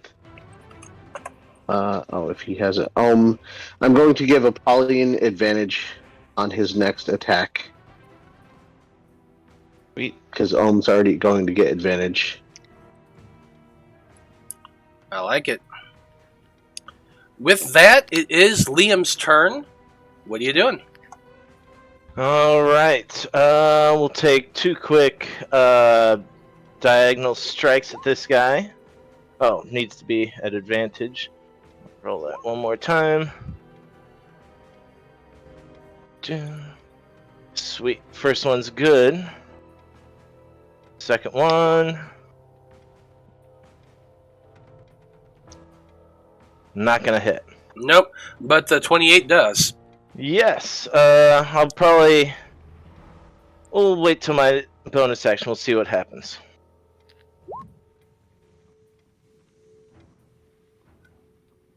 Alright, 14 damage. At 14, he is still up. Alright, I will burn a key point and throw 2 kicks at this guy. Do it.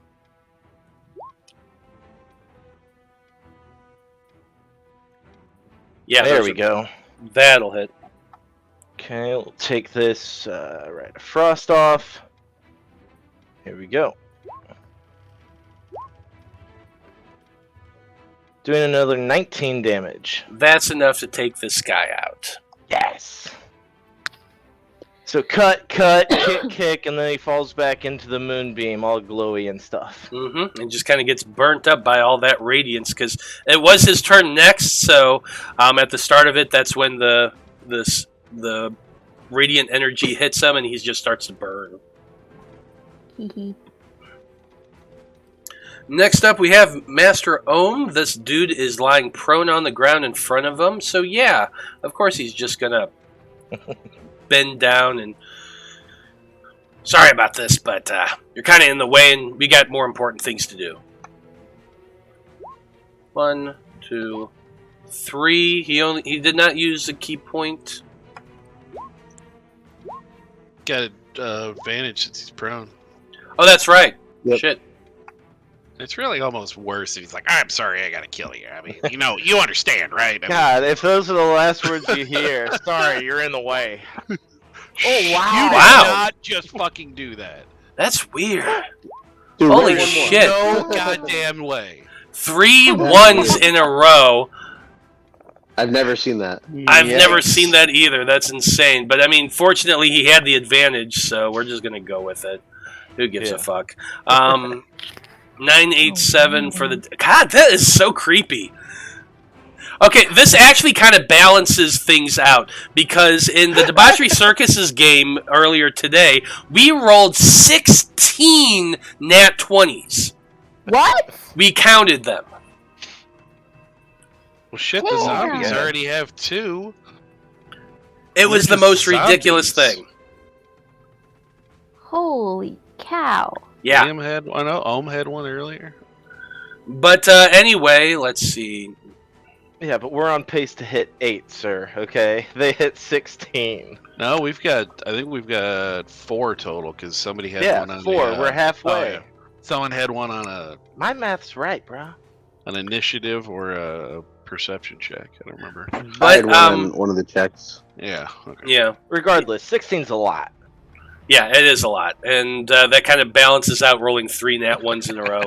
But anyway, this isn't a big battle. It's not really important. The warlock's still alive, surprisingly, but it is on the ground prone. Eloise, you're up next.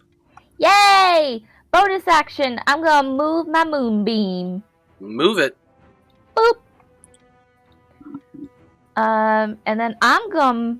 Oh, do I want to move? I don't really need to move. Don't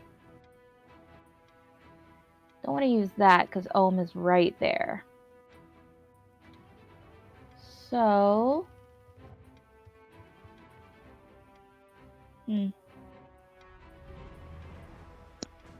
Ray of I'm Frost.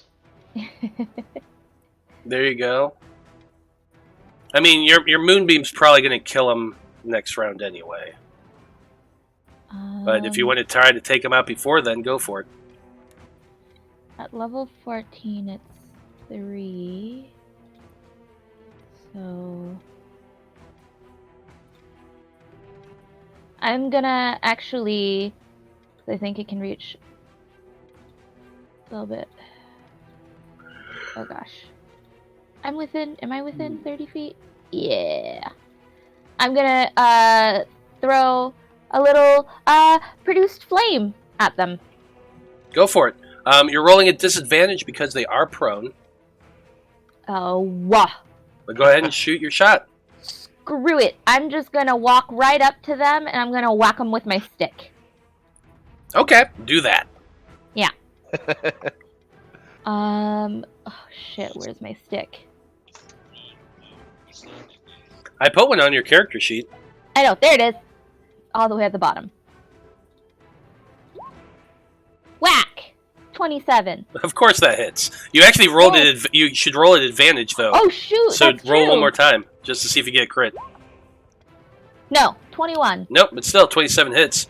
Okay. 6 points of damage because I rolled a 1. It's okay. They had 4 hit points left. So tell us how this looks. Yeah.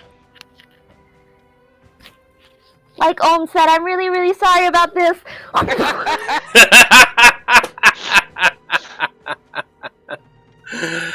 And with that, we are out of combat. The last of these individuals are dead, at least. And who knows what's going to happen when they continue on down. But for the moment, at least, we're going to go ahead and take our break because it is 8:40. So we'll be back in about 10 minutes, folks. And when we return, we'll find out what the team's going to get up to now that the bad guys are dead. Stay tuned.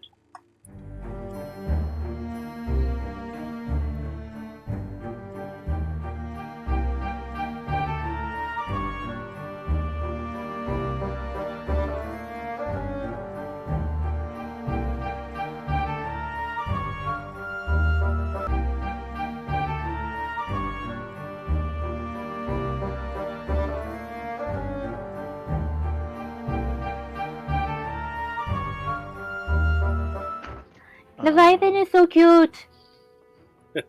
Yeah. We are I'll back, be everybody. off camera for just a second, but I'll be right back. Okay. Okay.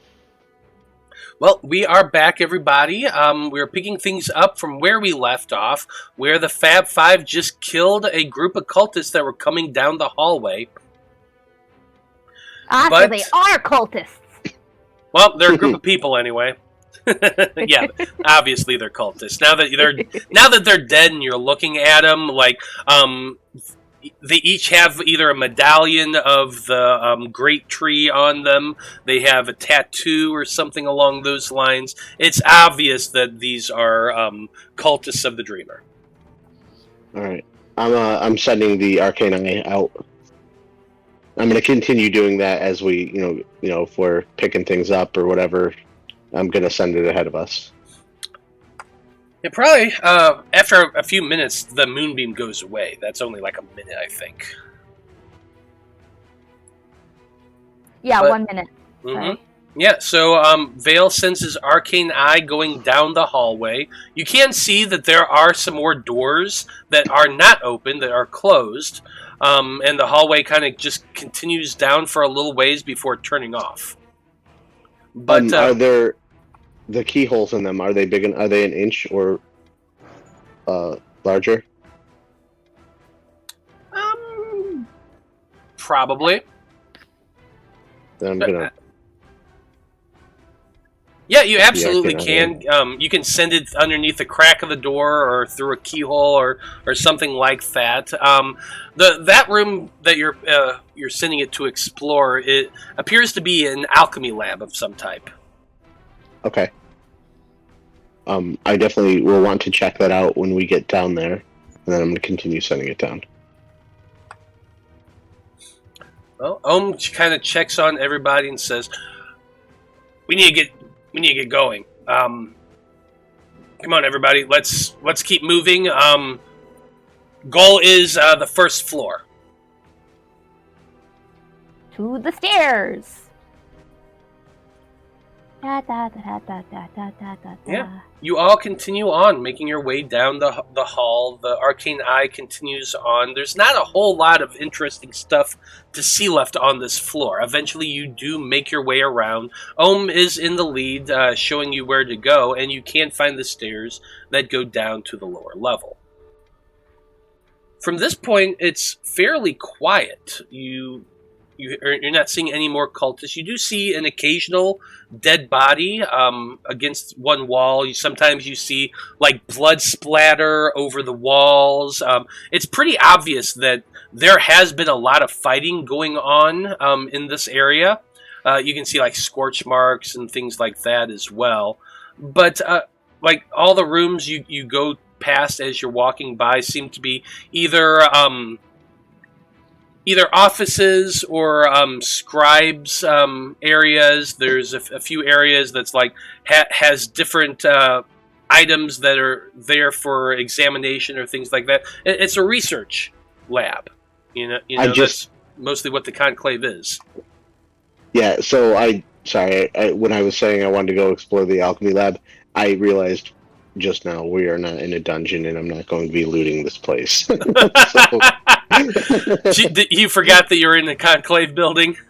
yeah, I did. Okay, so yeah, our goal is to continue on here. Yeah, absolutely. You continue making your way down.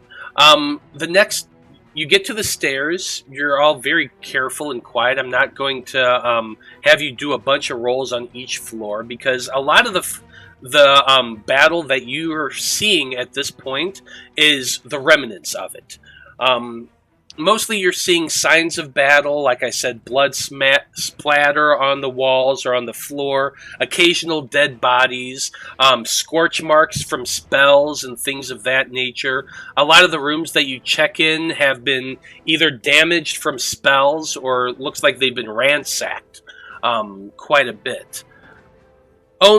For his part, as you're all moving and looking, he seems to glance into the rooms, give it like a quick once-over with his eyes, but then doesn't seem to be really more interested in examining them than anything else. He just looks, see if there's anybody alive. Nobody's alive, let's keep moving, that sort of thing.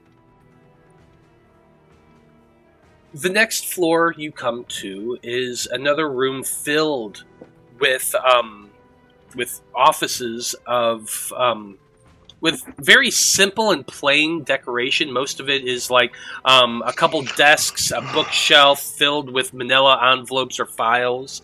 Lots and lots of scribe work being done here. You kind of just start making your way through the hallway. You still got your arcane eye out, leading, going ahead, looking, glancing each time, looking to see if anybody's coming down the corridors. It doesn't seem like anybody is at this point. You get to the 5th floor, and there's another large explosion that just rocks the whole building. And I need everyone to make me another dexterity saving throw.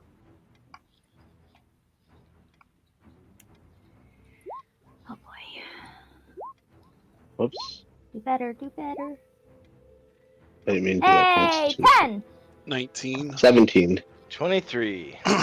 Perfectly mediocre, 10! But 10 is enough to keep your feet.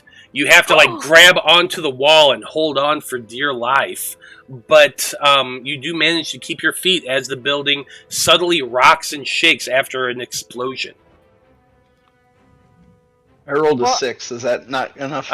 6 is not. I didn't see that, Apollyon. So yeah, your feet get knocked out from under you as the building shakes, and you go ass over tea kettle and land on your back. Damn. Do I take any damage? You don't. It's like a 5-foot fall. Okay. I'm gonna help Apollyon up. Yeah, it's kind of rough, isn't it? You're one to talk. That's why I was saying it, because I fell before. Master this building wasn't shaking last we were here. Do you have any idea what's going on? At this, once the shaking stops, you actually see go down to one knee, and he places his palm down on the stone and seems to be like closing his eyes and trying to. You're not quite sure what it is he's trying to do. But then he looks up at you, Liam, as you ask him that. And he says, "There's definitely fighting going on. I can feel the vibrations in the building. I can't say for certain what it was that caused that, but there's a big explosion somewhere down below us. Chances are that's where the fighting's happening."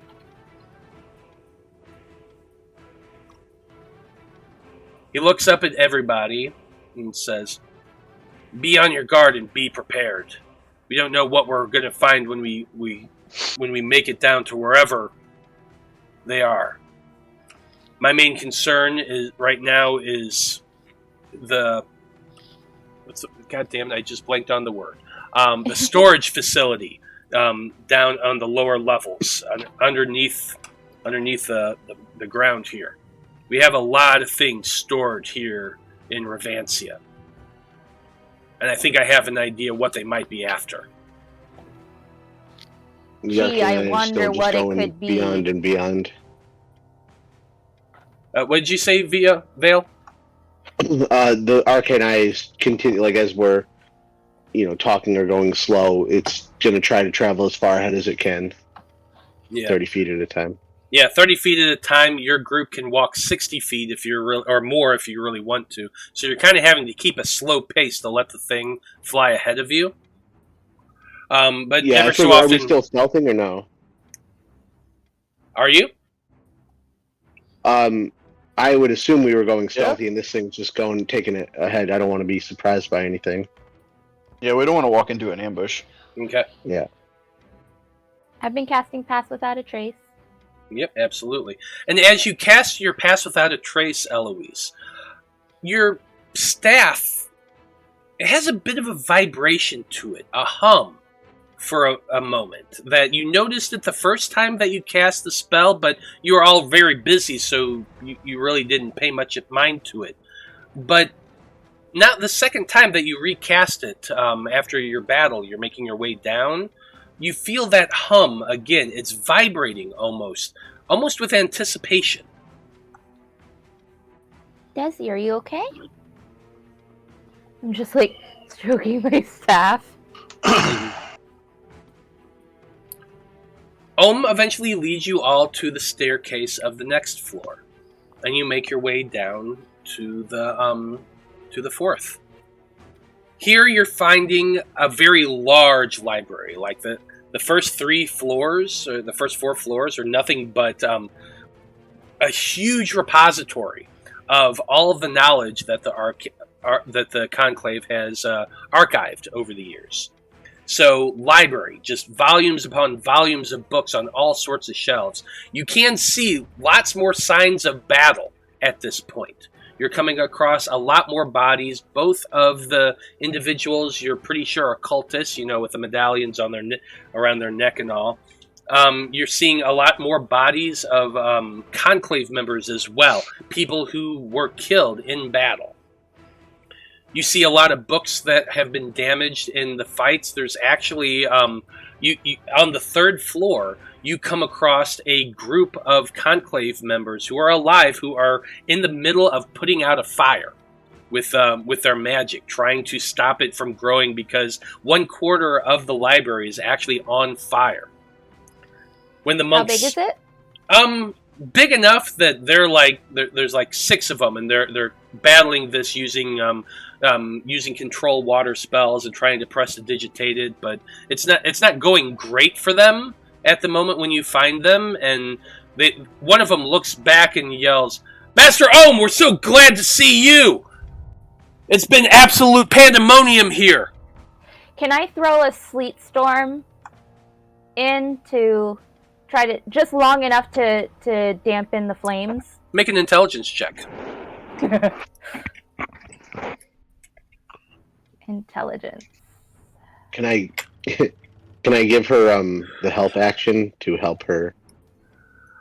If it's the right move. Well, this is just, she had an idea and she's thinking to herself whether or not it's a good idea. Okay. All right. 12. I'm going to say with it's not a difficult thing to guess that if you were to cast a sleet storm spell in here, I mean, sleet is ice and rain, but you're going to be damaging a lot more books than you would be putting out a fire. But it could put out the fire. That's all I've got for water type stuff. Doesn't prestidigitation. I also have create water. Now the create water, that would be able to put it out a lot faster. All right, I'm gonna cast create water to help them. I can make it fall as rain in a 30-foot cube, extinguishing exposed flames in the area. Oops, excuse me. Okay. Yeah, absolutely. You, using your trident, you cast the spell to create water and send a rainfall down over these flames. It was getting out of hand, but with your help, you kind of have to sit there and stand there for a few minutes directing this whole thing, but you are absolutely able to help put out these flames. Apollyon moonlights as a volunteer firefighter. Yep, I do it all for the calendar. I was just about to say. It's just so he can fucking do the calendar at the end of the year. Well, yeah, of course. How else are more people supposed to find out and be able to appreciate Apollyon's golden boyness? That's right.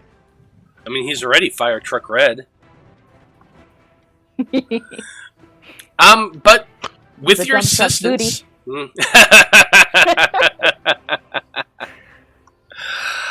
with your assistance, you are able to. They are able to put out the flames. They seem really, really appreciative. Most of them, once the flames are out, they're like going around through the books and there's like trying to get all the books out of the water as possible. One of them comes over and kind of gives Ohm a very brief but detailed report in the way that only a Conclave researcher can. Apparently, shortly after dusk, there was an attack on the outside of the building. The gates were blown open, and a bunch of people started rushing through and just overwhelmed the guards outside. About the same time this is happening, or shortly after this mob breached the doors of the Conclave, other people began teleporting in.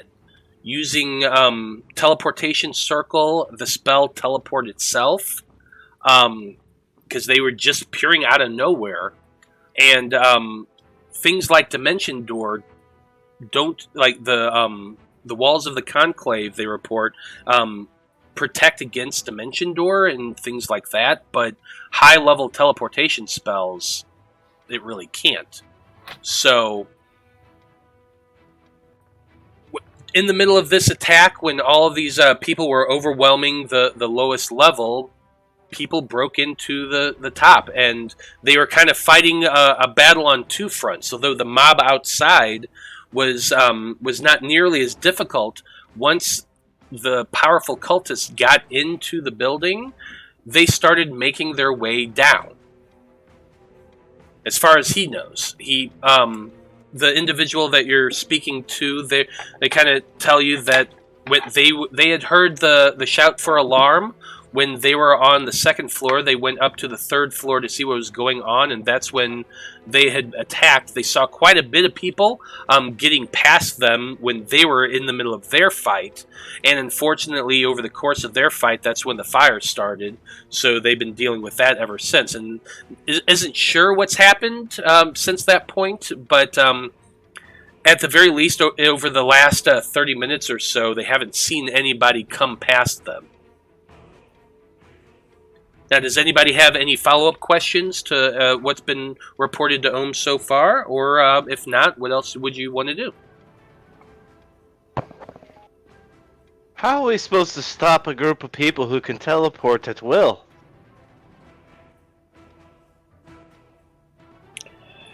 That's a very good question. We have to assume that their limitations are just like anyone else's. You can only cast so many spells. Our only hope is that our only hope so far is that the researchers down on the lower levels are able to hold them back long enough so that they don't get what they're after before we can catch up. But if they already have what I think they're after, it's the roots. It's the only reason why they're here. He looks at you and says, that's not the only thing kept here in the archives. But at the very least, yes. This is... what else do you have? Well, I don't think that's important right now. Let's just kill everyone we find. Do you have an itemized list for Apollyon? I mean, he has a lot of knowledge, but does he know every single item that's in the archive? No. However, the point he was making is there is another object related to the Dreaming Tree. Have you ever heard of the Dream Seeds? Oh, no. No. Do elaborate. Do we have time? I can elaborate as we walk, but we need to get moving. He looks back at the others. You're all good here? They give the affirmative and tell you that they're going to try to save what books they can, but they'll also watch your group's back. If any more cultists come down, they'll be there to stand in the way. Good enough. Let's get a move on. Ohm gathers all of you up and you all start making your way down. As you're walking, he says, now that the Dream Seed was actually the first object related to the Dreaming Tree that the Conclave had ever found. It's been down in the archives for several hundred years. And it's an object of extreme mystery. Very little has been able to be determined from it. I don't have the entire report off the top of my head, but once we knew that it was related to the roots, they began researching the correlation there. Hopefully those records are still intact somewhere, because from when we left, the last I heard, they were just starting their experimentation. It's only been a few weeks, so Who knows what they've actually been able to uncover between them. But if the cult is after the dream roots, chances are they know about the existence of the dream seed too.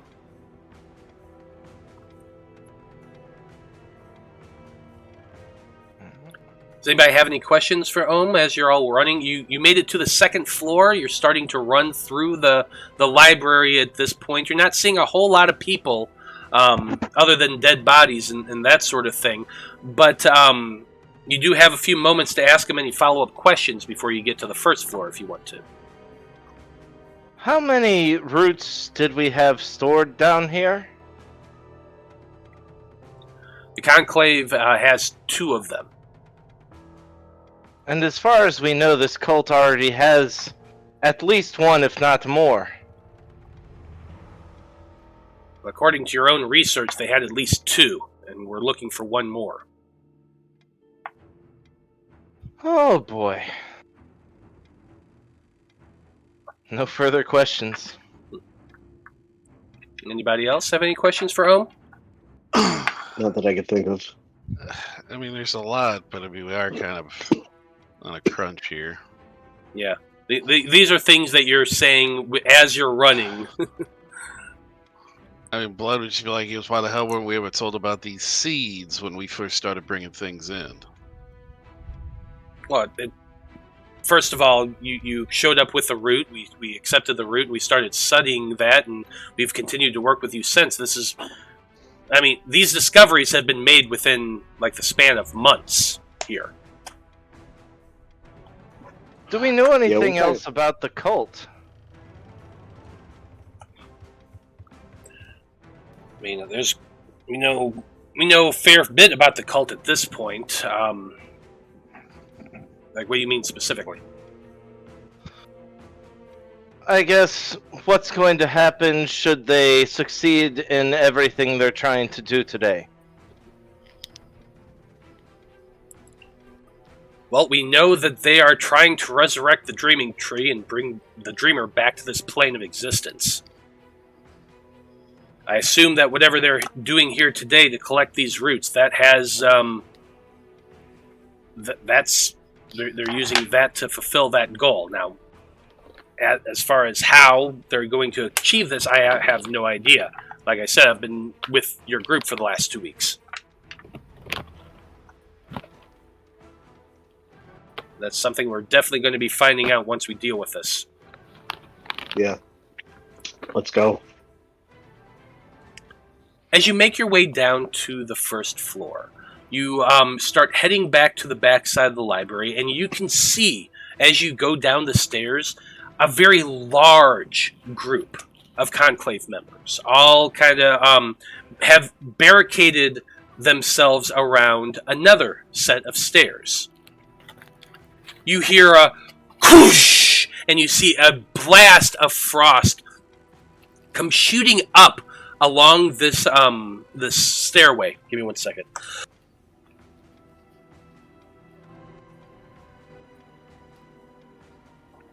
Doing that sound effect made my voice feel weird. Anyway, this blast of frost comes shooting up from the stairwell just as your group approaches. You see a bunch of people duck back. There's at least one guy who is way too close to it and gets hit full frontal by this cone of cold and freezes solid in place. You hear a bunch of more Conclave members yelling, "Get back! Get back!" And there's a lot of shouting. You hear a bunch more spells being cast. Bolts of fire, rays of frost are being shot down the stairwell opposite you. You hear a bunch of yells coming from the bottom as you're all kind of jogging up to them. Ohm's in the lead, and he immediately looks for somebody official, and he just yells out, "Give me a report now! What's going on?" Several Conclave members stop. Yes, Eloise. Can I look down the stairs or wherever the blast came from? You're kind of at their barricade at this point. The stairwell is probably about 30 feet ahead of you. You can see it now. There's a pair of bookshelves that have been spread open. And down the wall, you can see the stairwell. It's obviously a hidden staircase. But you're at the barricade right now. If you want to creep up ahead and try to look down there, you can. Yes, please. Okay. You start making your way up ahead. Are you being stealthy as you're doing this? Or are you just glancing down?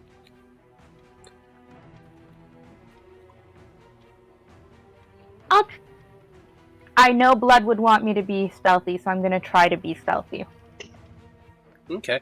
Most of the attention seems to be on Ohm right now, so go ahead and make a stealth check with advantage. Ooh. Is this plus my pass without a trace too? Uh-huh. Woohoo! 28! Not bad at all. Ohm is getting this report from all the Conclave members. There's about 20 of them right now. And you start making your way over, sneaking very quietly. Go ahead and make a perception check to look down the stairwell.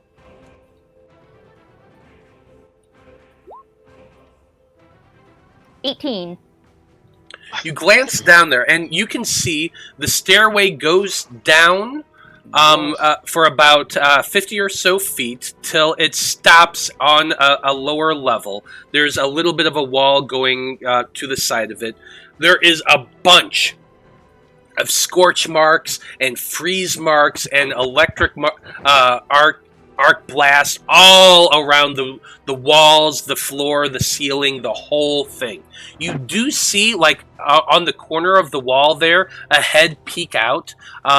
Human-looking-ish, but it has, like, a hood over their head, so you can only see, like, from the nose down. But they are wearing those dark, blackish-green robes that you've been seeing a lot of these other cultists wearing. The head goes up, looks around, pulls back a little bit. With that 18 perception, you can hear some... what languages do you speak? Common, Draconic, Giant, and Druidic. Yeah, you do not understand what they're saying, but you can hear at least two distinct voices. It's probably Mitchell.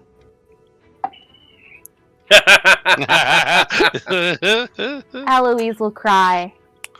Now, as for the rest of you, you're able to hear this report that the group had been overwhelmed by hundreds of people rushing into the building.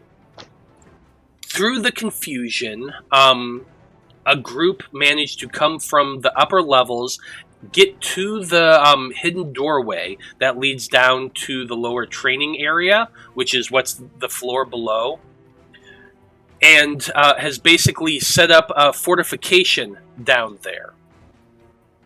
They've sent quite a few people down to stop them, and has been hit with lots and lots of magic, repelling them back, killing a lot of people. When the people from the upper levels managed to get to the lower and fortified themselves, that's when most of the crowd started fleeing. They have captured a few of them and have them tied up and in some of the conference rooms right now that they're using as a jail. But they can't get past this choke point because there's several wizards down there who have thrown quite a few spells, and so they haven't managed to get all the way down yet.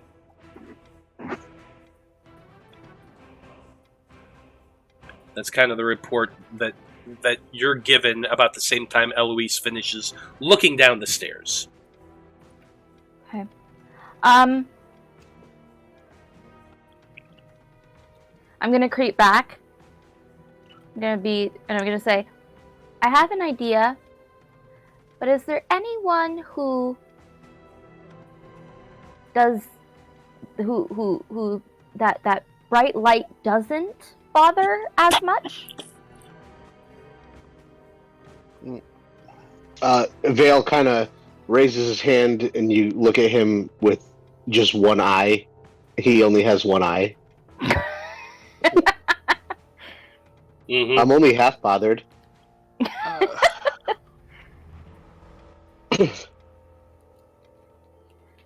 Cause Can I? well, okay, actually, Matt.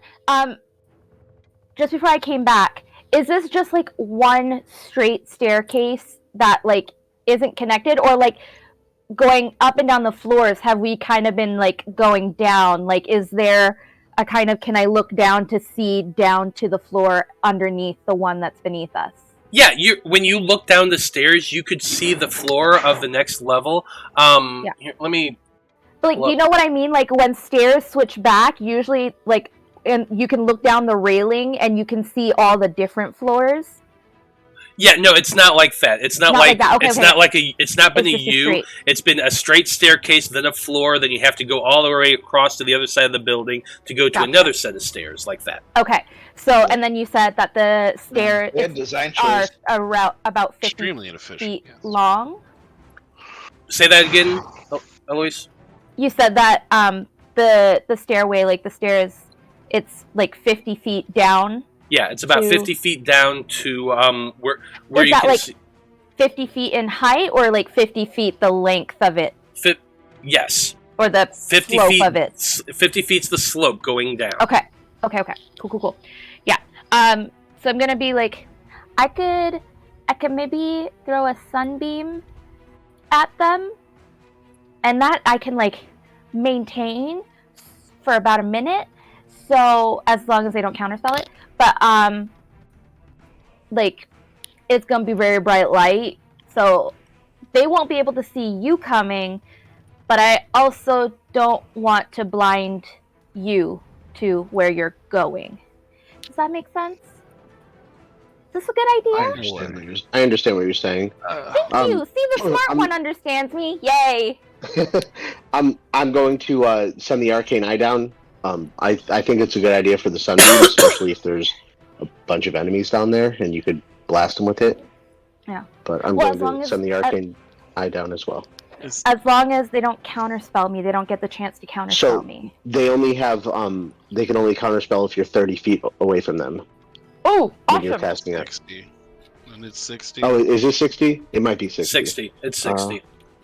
Okay. Is there another way to get down, or is this the only set of stairs?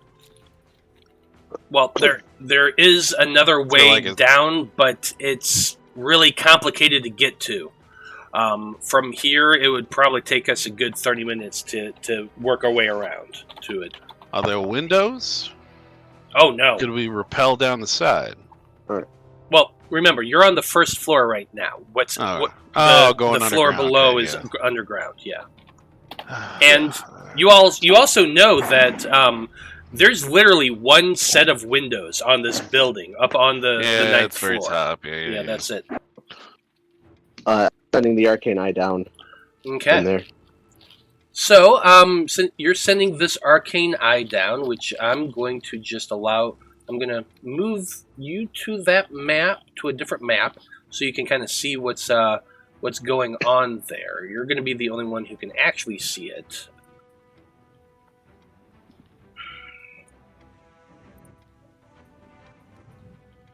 Can you see that, Jeremy? Yep. Okay. So I'm going to let you move around a little bit and just kind of get a feel for what's going on down there.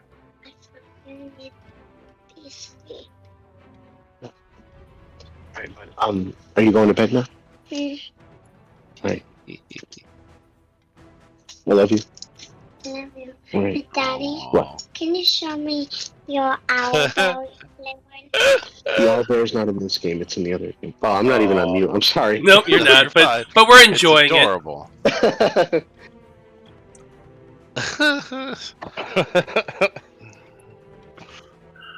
But D&D player right there. yeah, he sends the arcane eye around, moving about. He can see that there are quite a few individuals down here. Fortunately, that arcane eye is invisible, and so it's able to move around quite a bit. To Jeremy, are you back? Yes, I'm back. Okay, so you're able to move it to right about here. Okay. Oops. The moment you get to that point, one of the individuals, your arcane eye focuses on them because you saw him before. It's that same magic user from upstairs that teleported down. Yep. He calls out, "I see you. Well played, but I don't think so." And he is going to cast Dispel Magic on that. Okay.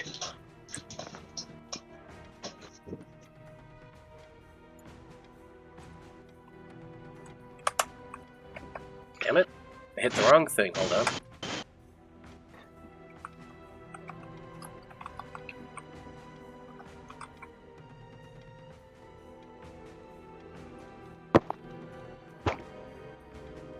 Alright, going so to relay- we're here at the Can I front do lines this, now. huh? What you're saying is it's time to get serious, right?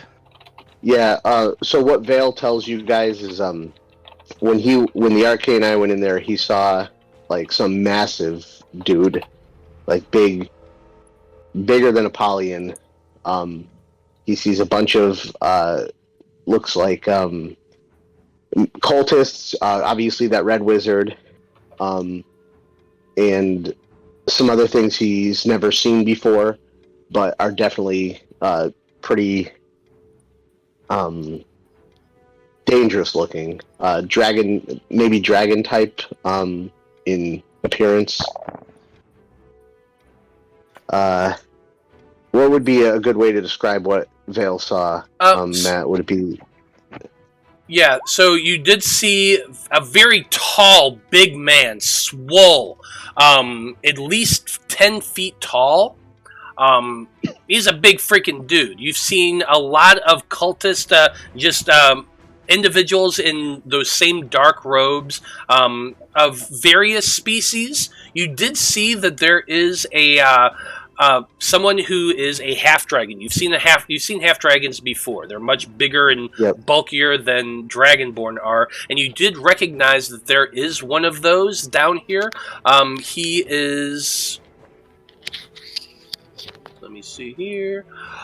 He is wearing full plate armor, and he has a long sword that he fights with. That was in his hand.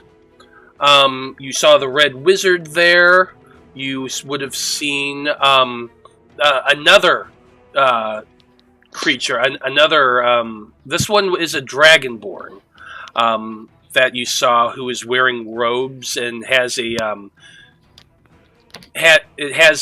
wand in its hand that you're pretty sure was also a mage. Yep. And that's kind of all you saw down there. But all in all, 1, 2, 3, 4, 5, 6. There's at least a dozen that you saw down there. I turn towards Eloise and I say, I think your sunbeam was an excellent idea. How close to the edge are they? I describe what I saw. The big guy was pretty much in the middle of the room. It's a huge room. And then there were a bunch of people on the outsides and in between the stairway and, scattered. None of them were in line, but scattered throughout the room from what I saw. But are any of them, at the very edge, that if I aimed for the corner of the wall that I might hit any of them? Jeremy can't remember, but would Vale remember? Vale would remember that there was one positioned on the opposite side of the wall, the one that presumably Eloise saw peek its head around. There was another one behind them, but neither of them were in a direct line where if you shot down the stairway, they're on the other side. There's a wall that separates from the stairs, and then there's an opening area that you would have to go down, but there's nobody in a direct line down the stairwell. Upon hearing what's ahead of us, Liam's gonna go ahead and transform. Big old tiger guy. I'm gonna Get serious. I'm going to turn to one of the Conclave members. Now that we're already inside, can we dimension door to another spot within the building? Blood. What? One of the head guys down here. One of the Conclave members turns to you and says, "Actually, yes, you are able to dimension door within the building itself. You just cannot dimension door out of the building or into it." Veil, And you want to dimension door me down to the bottom of the stairs so I can get a straight line down whatever hallway they're all in? and Vale thinks about what you're saying and says, I don't necessarily think Dimension Door would be necessary. I think with your Pass Without a Trace up, we could sneak down and... But somebody's peeking their head. We're not going to make it down. Oh, I can't I make didn't it down see the that part. stairs and cast the spell in the... Like, it's going to take everything I have just to get down the stairs. Okay. Yeah. So it's a 50-foot long staircase, correct? Mm-hmm. And somebody is looking at the bottom. There are sentinels at the bottom, waiting to see if anybody comes down. Okay. How about this? Dimension Door is a... hold on, let me see. It's a 4th level spell. But Greater Invisibility is also a 4th level spell. So, if I cast Greater Invisibility on you, I think it'd be more efficient because you'll be invisible for... Will the invisibility drop after I've cast the spell? Nope. No, Not because it's with greater. Oh, right. That's just plain. Okay. Yep. If we're all comfy So- with it, I'm good. I'm game. I could also cast Darkness on them at the bottom of the stairs. We can get in position. I drop Darkness as you start the spell. What if I hit them with the sunbeam first, and then you cast the darkness? Because then whoever isn't blinded by the sunbeam won't be able to target us through the darkness. And then that way I can hit them again with the sunbeam. We also wouldn't be able But to the see only that. thing is, the darkness, you wouldn't be able to see through the darkness unless you have Devil's Sight. I just have to shoot so- a straight. A sunbeam Yeah. is a beam. It's a straight line. But the I don't need rest to be of able to us- see the people I'm hitting. Are they both concentration? Sunbeam is concentration, yes. No, I mean darkness and greater invisibility. Oh. Well, Let once me she see casts darkness. Sunbeam. Probably both of them are. Yeah, they are. Yeah. Right, I'm just Okay, saying plan so- accordingly. Yeah. Ohm also, um, since you're talking about this plan openly, Ohm will also speak up and he'll say, I mean, being invisible going down there is great. Putting a globe of darkness right there where they can see it, I mean, they're already expecting us coming, so that's not going to stop them from not knowing somebody's coming. If that's what Yeah, you're trying so- to maintain.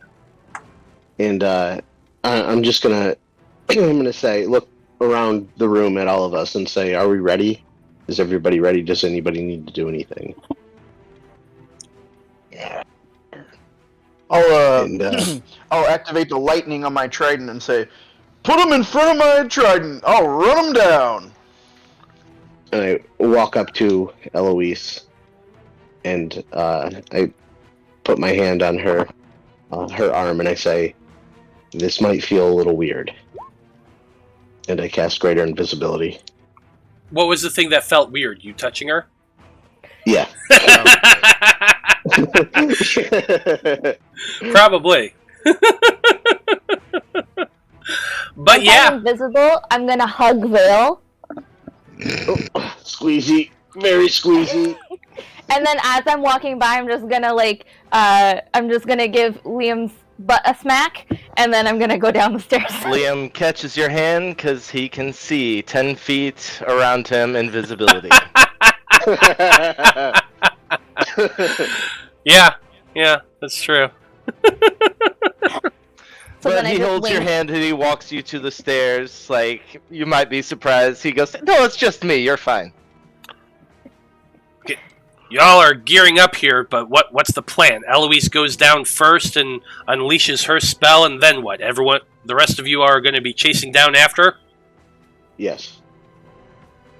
Well, we won't be far behind. Okay, fair dues. In that case... Yes, Letty, I know. I know it's past 10:30. You need to wait. Don't backsass me. Well, then all of you are kind of heading over to the staircase, getting ready to head down after Eloise. So I'm just going to go ahead and move you to this map here. And seeing as I saw the size of the room with the arcane, I'm going to be pulling out more zombies as we're walking down. Okay. Well, I moved you to the new map. It's kind of narrowed down there, so just assume that everybody that comes up after you is they're going to use their first movement to get 20 feet to where your group is. Okay. Yeah, I'll have them dash as the first move anyway. So yeah, I'll bring them on as we all come down, but they will arrive after us. Yes. Yeah. So this is how we're going to do things. Sounds like Eloise is going to be sneaking down there first to set this off with a big-o sunbeam spell, and then everyone else is going to rush down afterwards. Yep. Okay. So what we're gonna do is it's 9:45, so we'll see how much of this we can actually do. But let's go ahead and roll for some initiative first. Letty, shush. Can you hear the screaming cat? I hope not. Click No, your I can't. character.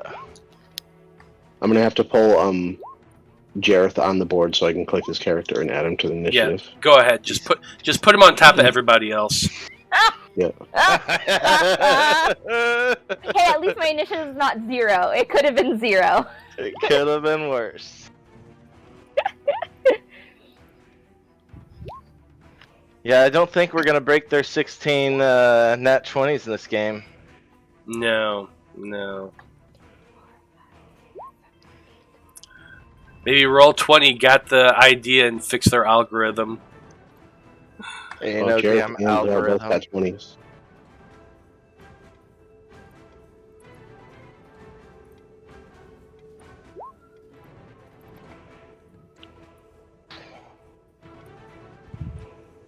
Okay.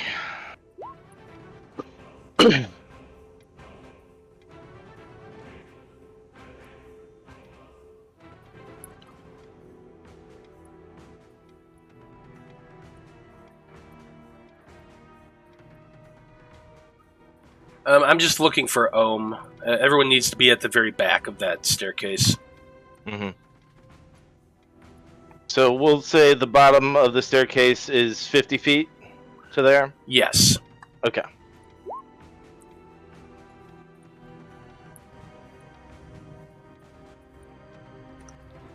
Okay, Eloise made her way down first. The rest of the group is starting to walk it. Once you get down there, Eloise, you can see that you get to the bottom of the wall. You can see that there is a couple cultists right there, keeping their eye out.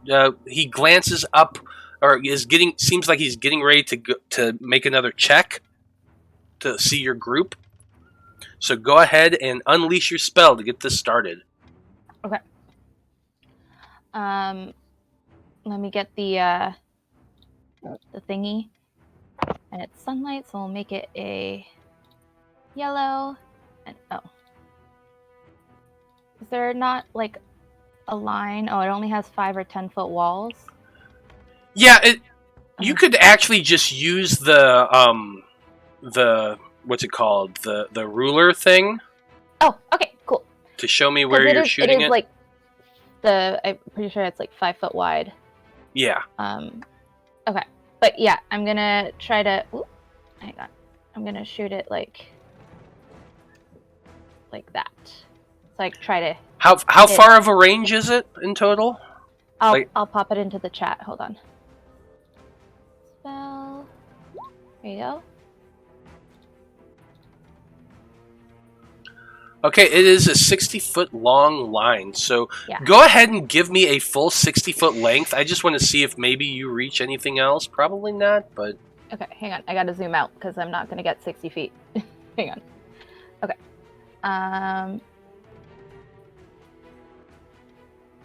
Whoops, 75, 70, 65, 60. And it's gonna be there-ish.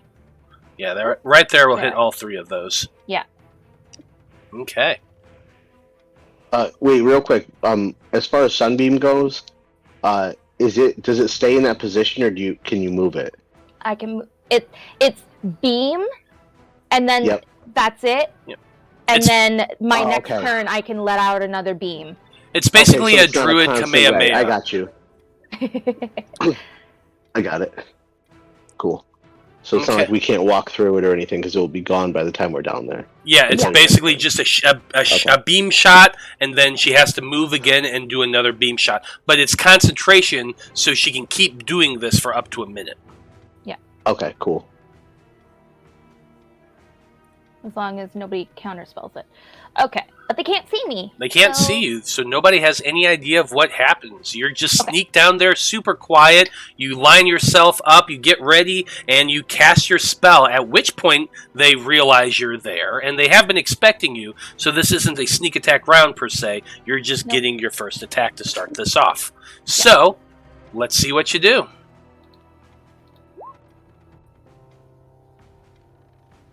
So the three of them need to make con saves.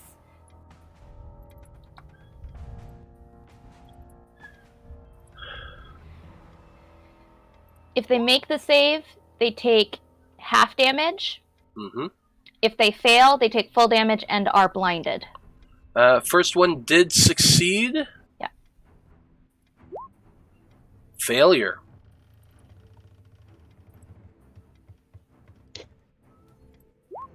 And a failure. Nice.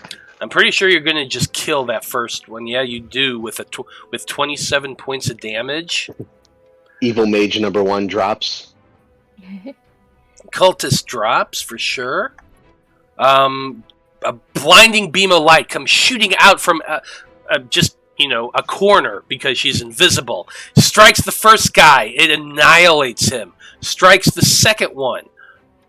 He is also dead. Nice. Yay. Hits the third one. He is able to shrug it off. That big, swollen, beefy-looking dude. Like, he's taller than Apollyon, in fact. Picture the comic book version of Bane, and that's kind of what you're seeing here. Huge muscles, all veiny and green and pulsing. He has a mask over his face, but the weapons he's wielding is a huge maul. And he gets hit by this, but he's able to deflect some of that beam with the maul that he's wielding and only takes half the damage. Oh, is he not the one with the big long sword you said before? No, this is the big The swollen half-dragon dude. might be Mhm. the long sword one. Okay. And then I'm just gonna scooch over. And are these benches? Those are benches, yes. Okay, and I'm just gonna kind of like. I know I'm invisible, but like I'm still gonna Yeah. just move. Don't be where the shot came from. Right. Yeah. Good move. That's the thought. We'll see how it works out. Just listen to blood a few times. Shoot and move. Shoot and move. Well, I'm going to say you... So, Eloise, that would have had to have been your third turn, then. Well, so because you went down 50 feet, and then you would have had... Well, no, never mind. You went down 30 feet of the 50 feet as your movement, the other as your action. You would have then waited a turn, then shot your shot. So, yeah, you do have your full movement. My bad. Just had to think about it for 1 second. Anywho, Blood, you are kind of following a little of the ways. It is now your turn.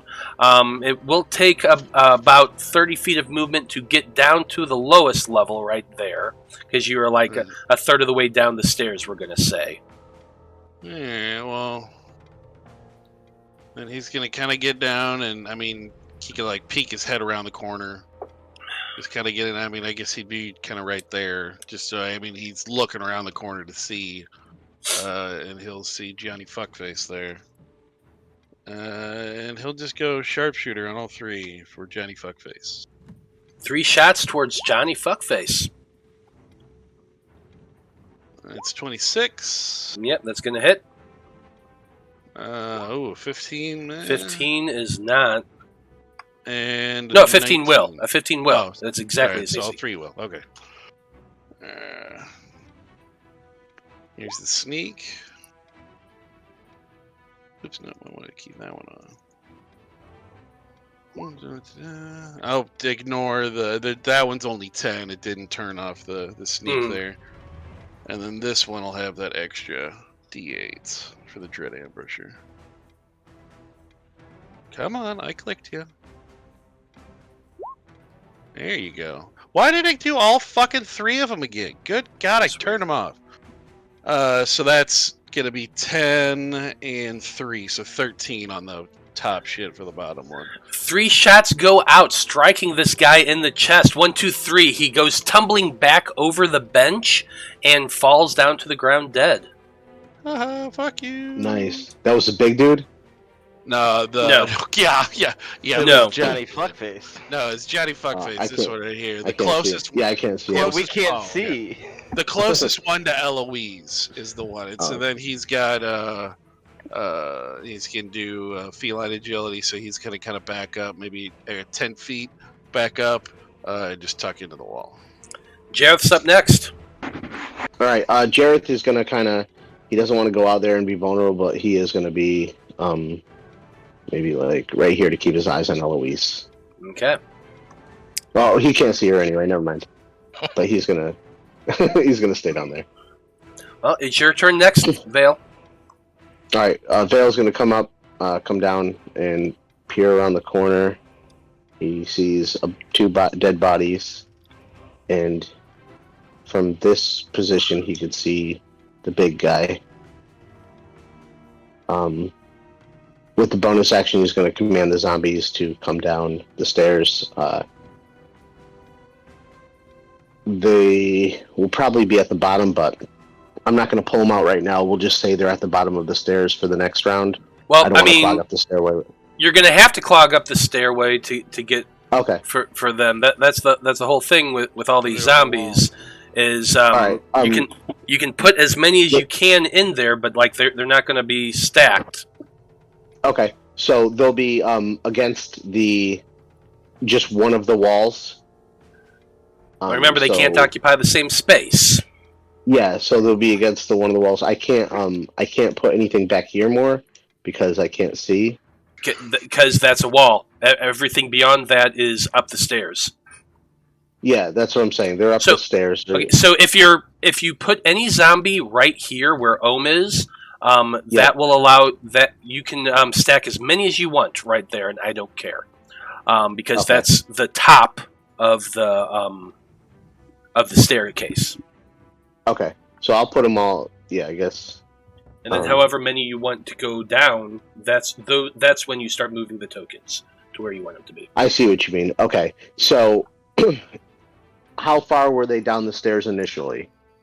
Right at that point, they were like maybe 30 feet down the stairs. They need another 30 feet to get to right here. Okay, so this is what I'll do. I'll put them all.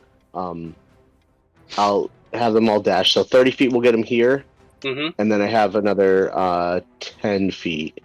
So 5, 10, 1 there.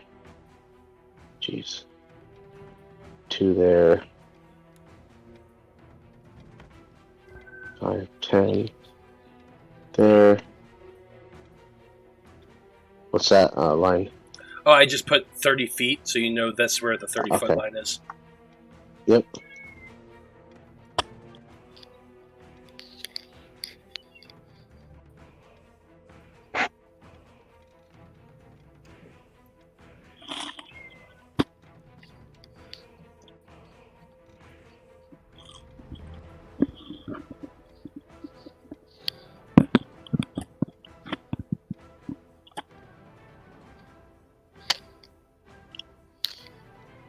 All right, and then with my my action, I'm going to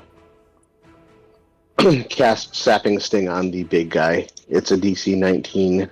Con pull it save. up there. Yep, con. That's a 20, Yeah, so that's a that's- success. Yep, nothing happened. Okay. And that's it. Okay. That's it for your term. Liam, you're up next. You got a lot of zombies in front of you. You got a bunch of stairs. What are you wanting to do?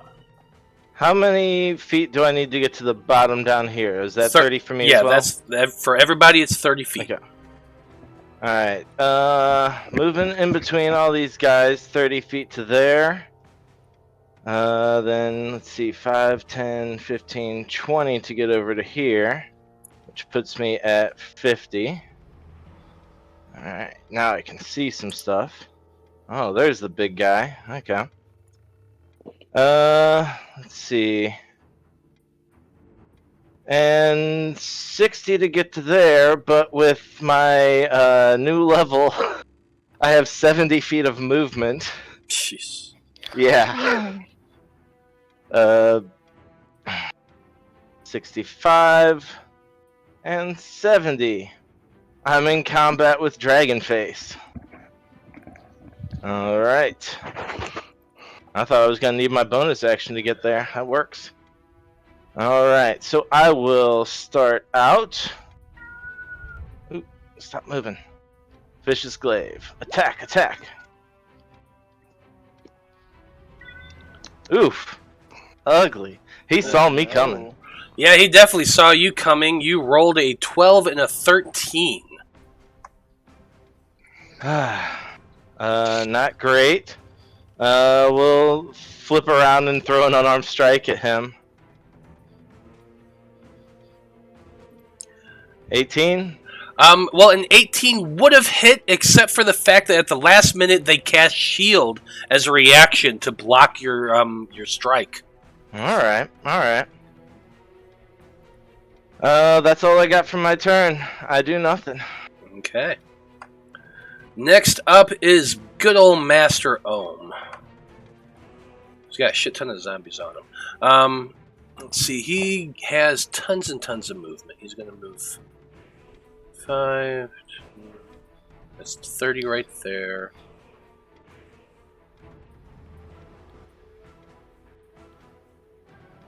It's 50 feet of movement to get right there, running through all the zombies, weaving about to and fro.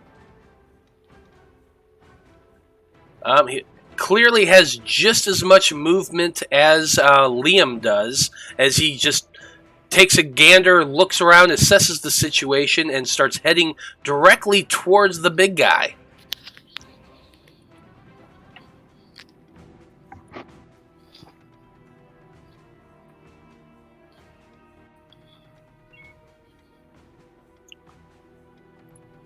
Okay.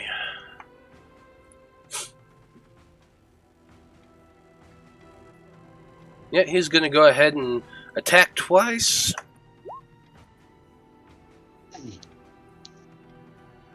That's not right. Yeah, that's right.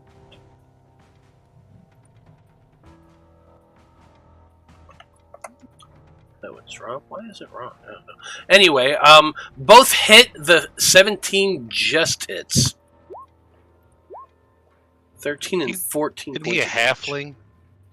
Ohm? Or No. Tomas is a halfling. Yeah, Tomas is a halfling. Okay.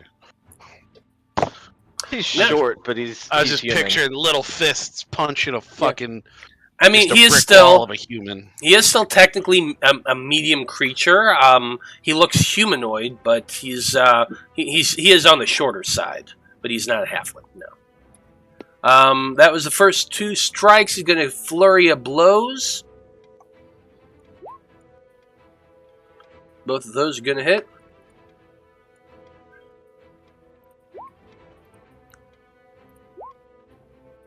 Nice damage.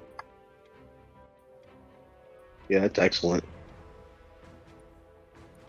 Well, I mean, I would certainly hope so, considering it's Master Ohm. Yeah.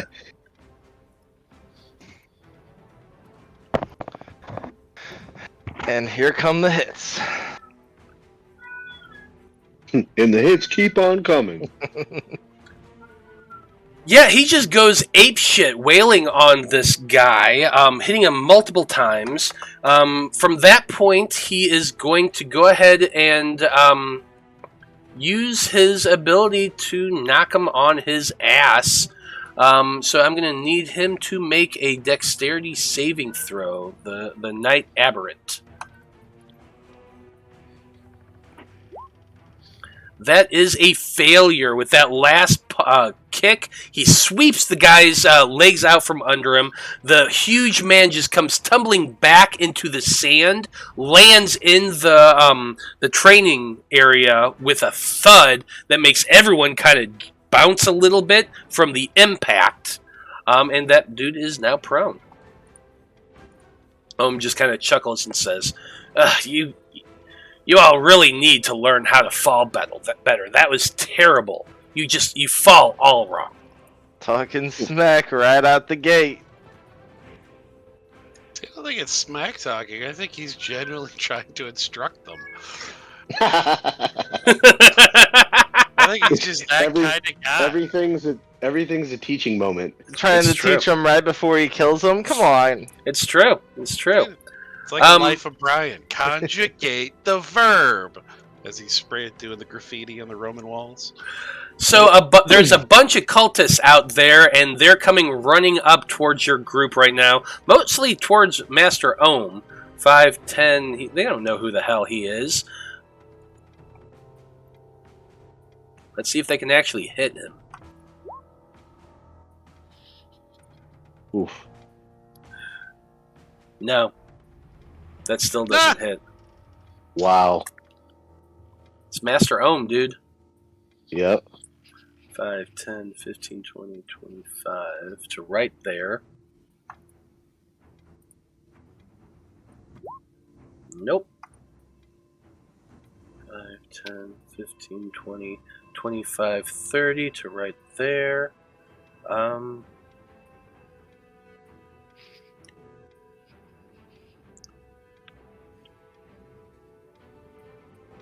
To right there.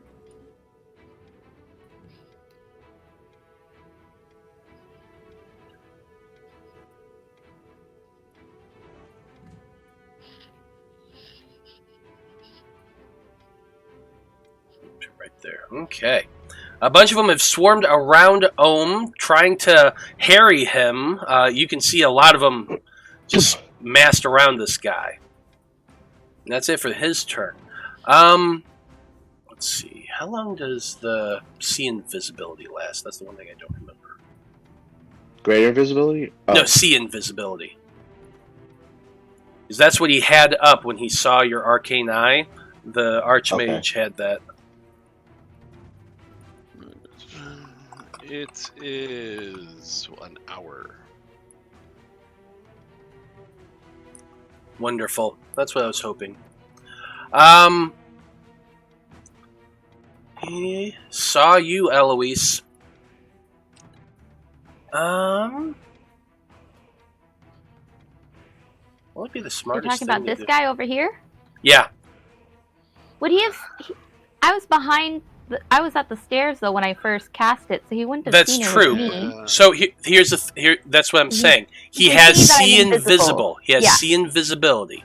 So you walked over from where you were over to there, so he can clearly see. Yeah. That's how he saw my arcane eye. Mm-hmm. He's gonna get fucked up by the tiger. Tiger couldn't even land a blow. I don't know what you're talking about. He sees Eloise there. He sees Once this guy gets his way, he's not gonna. Never mind. I won't make those jokes right now. Let's see, shaking your head.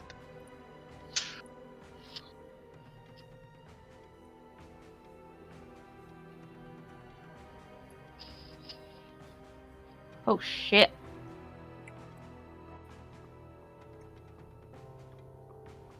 At least Veil will be safe because he's behind the stairs. Yeah, and part of the zombies. Yeah, I gotta look at where those stairs are. Let's see here. Okay. So that's Yeah, I can't even see the wall. guy. Yeah, you can't see the guy. Based on that, yeah. Because the wall is right there. Ooh, this one's really a tough one because you can't actually see where the... Pop up cone of cold. Does it go around corners? Well, they have to go around a corner and upstairs. Yeah, it'd be a cone. So that's Right. the wall right there. This white line I just drew, that's where that wall is, more or less. Apollyon, Veil, or Apollyon Blood, these zombies that are up here, they're out of the range. They're not anywhere in range of that. The thing I'm trying to figure out whether or not Veil would, because while it doesn't actually Give him advantage on his saving throw, maybe? Since he's Would it maybe give Plastic. him resistance because he's not getting the actual blast? He's just kind of getting whatever is kind of around the corner. Yeah, basically that's what it is. It hits the corner, it kind of swirls a little bit. I'm going to give you advantage on this, Veil, because of the circumstance. All these zombies from here down, all of these guys have to make this. It's a dexterity saving throw. Oh no, con saving throw. Sorry, con saving throw. And I have advantage. And you have advantage. So I need Liam, the zombies, Eloise, and, all to make the dexterity saving throws. Veil gets it at advantage. Oh, is that including Con his save, own right? dragon guy right over here. Yeah. Yeah. Oh, the dragon shit. guy is in it too. Shit. Con save? Sucks Or to be dex him. save? Con save. Okay. See, I never play wizards. I would have assumed Constitution save would be something they were proficient. I didn't mean to have that. Shit. No, Constitution. I'm not proficient in Constitution. It's just one of those things you would think. No, You're like, a lot of oh, well, times they you need take concentrate resilient. on the spell. Yeah, Yeah, nothing I like guess that. a lot of them roll in, or maybe they got something with their whatever subclass they take. Mm-hmm. Same thing with clerics. Variant human is just too strong in 5e. It really is. I love variant. And by too strong, I mean there's not enough feats for everybody else, so you have to take that class that gives you a free feat, or that race. Well, but when we switch to Pathfinder, everyone gets feats. You get feats all the time. You get feats coming out your fucking ears. You really do. But anywho, what is that saving throw? I forgot. You get a feat. You get a feat. Did I ever roll damage? No, I You didn't. Oprah. Yeah, what was the DC? We don't know. Oh, Popping it up. 17. The DC is 17. 22, baby. Eloise, you saved. Liam, looks Here, like they you have got a resistance anyway. 12, so you failed. I took the full blast, yeah. All the Veil zombies failed. Veil himself saved. So, everyone that failed takes 44 points of cold damage. Everyone who succeeded takes half of that at 22. Eloise, you take half of the half because you are all naturally resilient to cold. So you would take 11. Nice. It's wee bit nippy. Oh, and that Draconian mage, straight up dead. Oh no. Wow. Killed his own person. Low key, Alright. I thought that was a zombie when I set it up, and I looked at it again. Nope, that's that guy. Oops.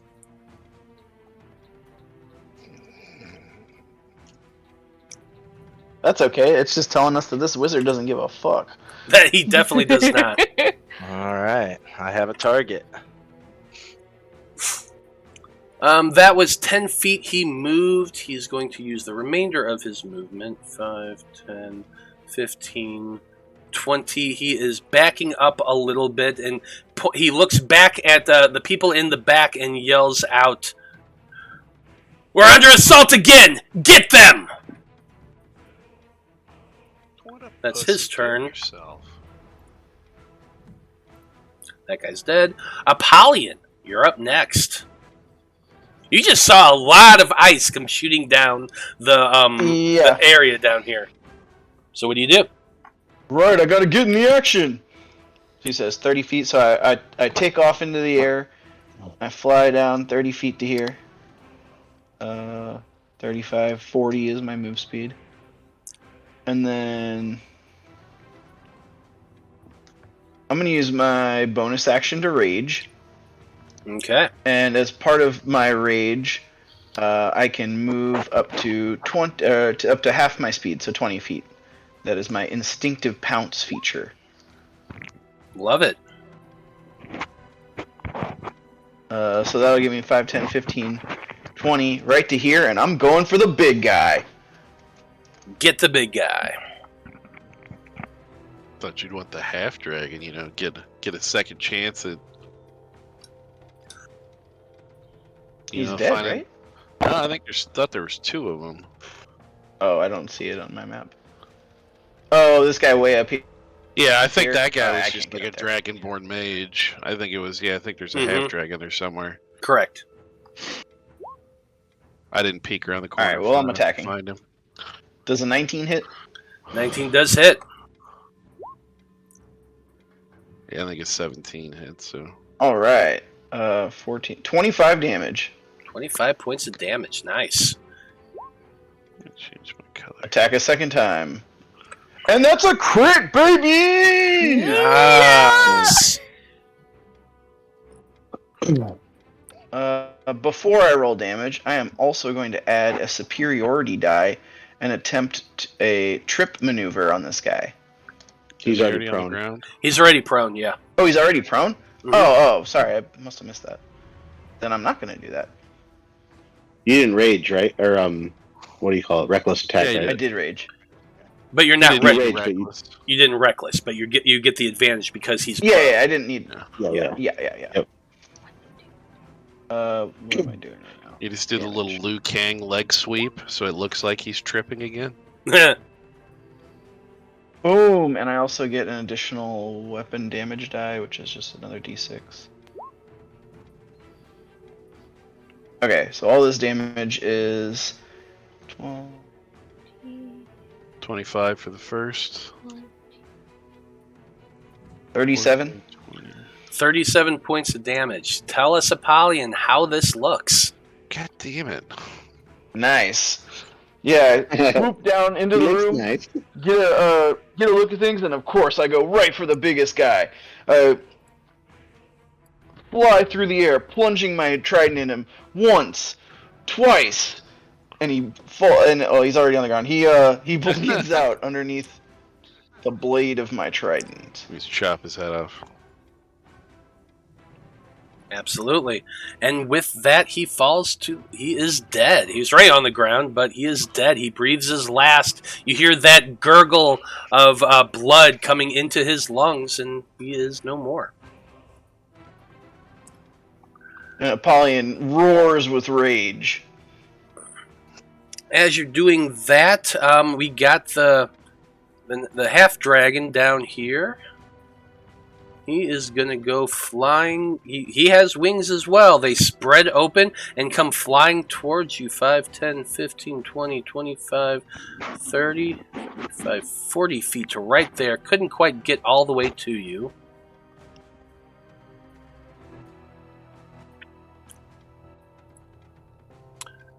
Dragon battle. Dragon battle.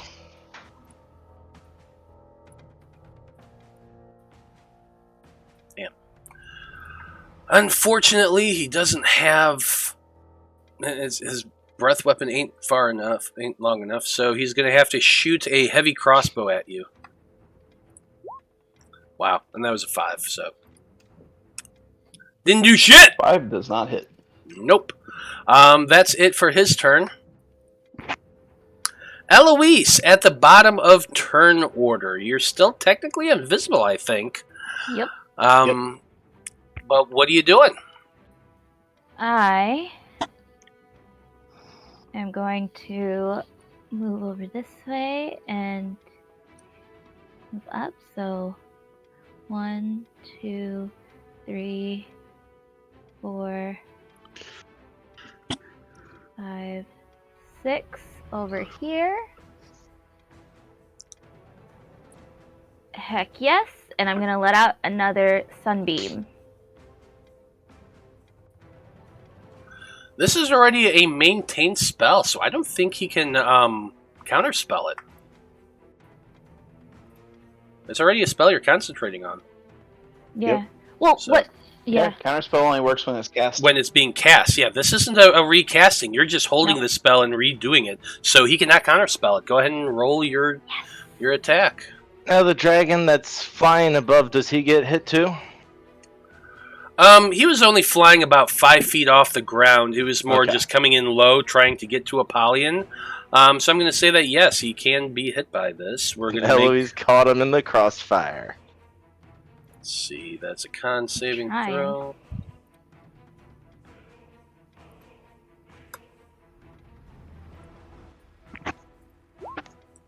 Ooh, just saved.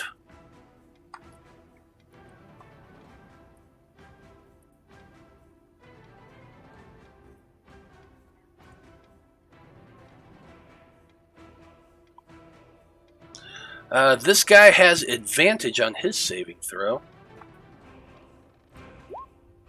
But still, a 15 ain't gonna cut it.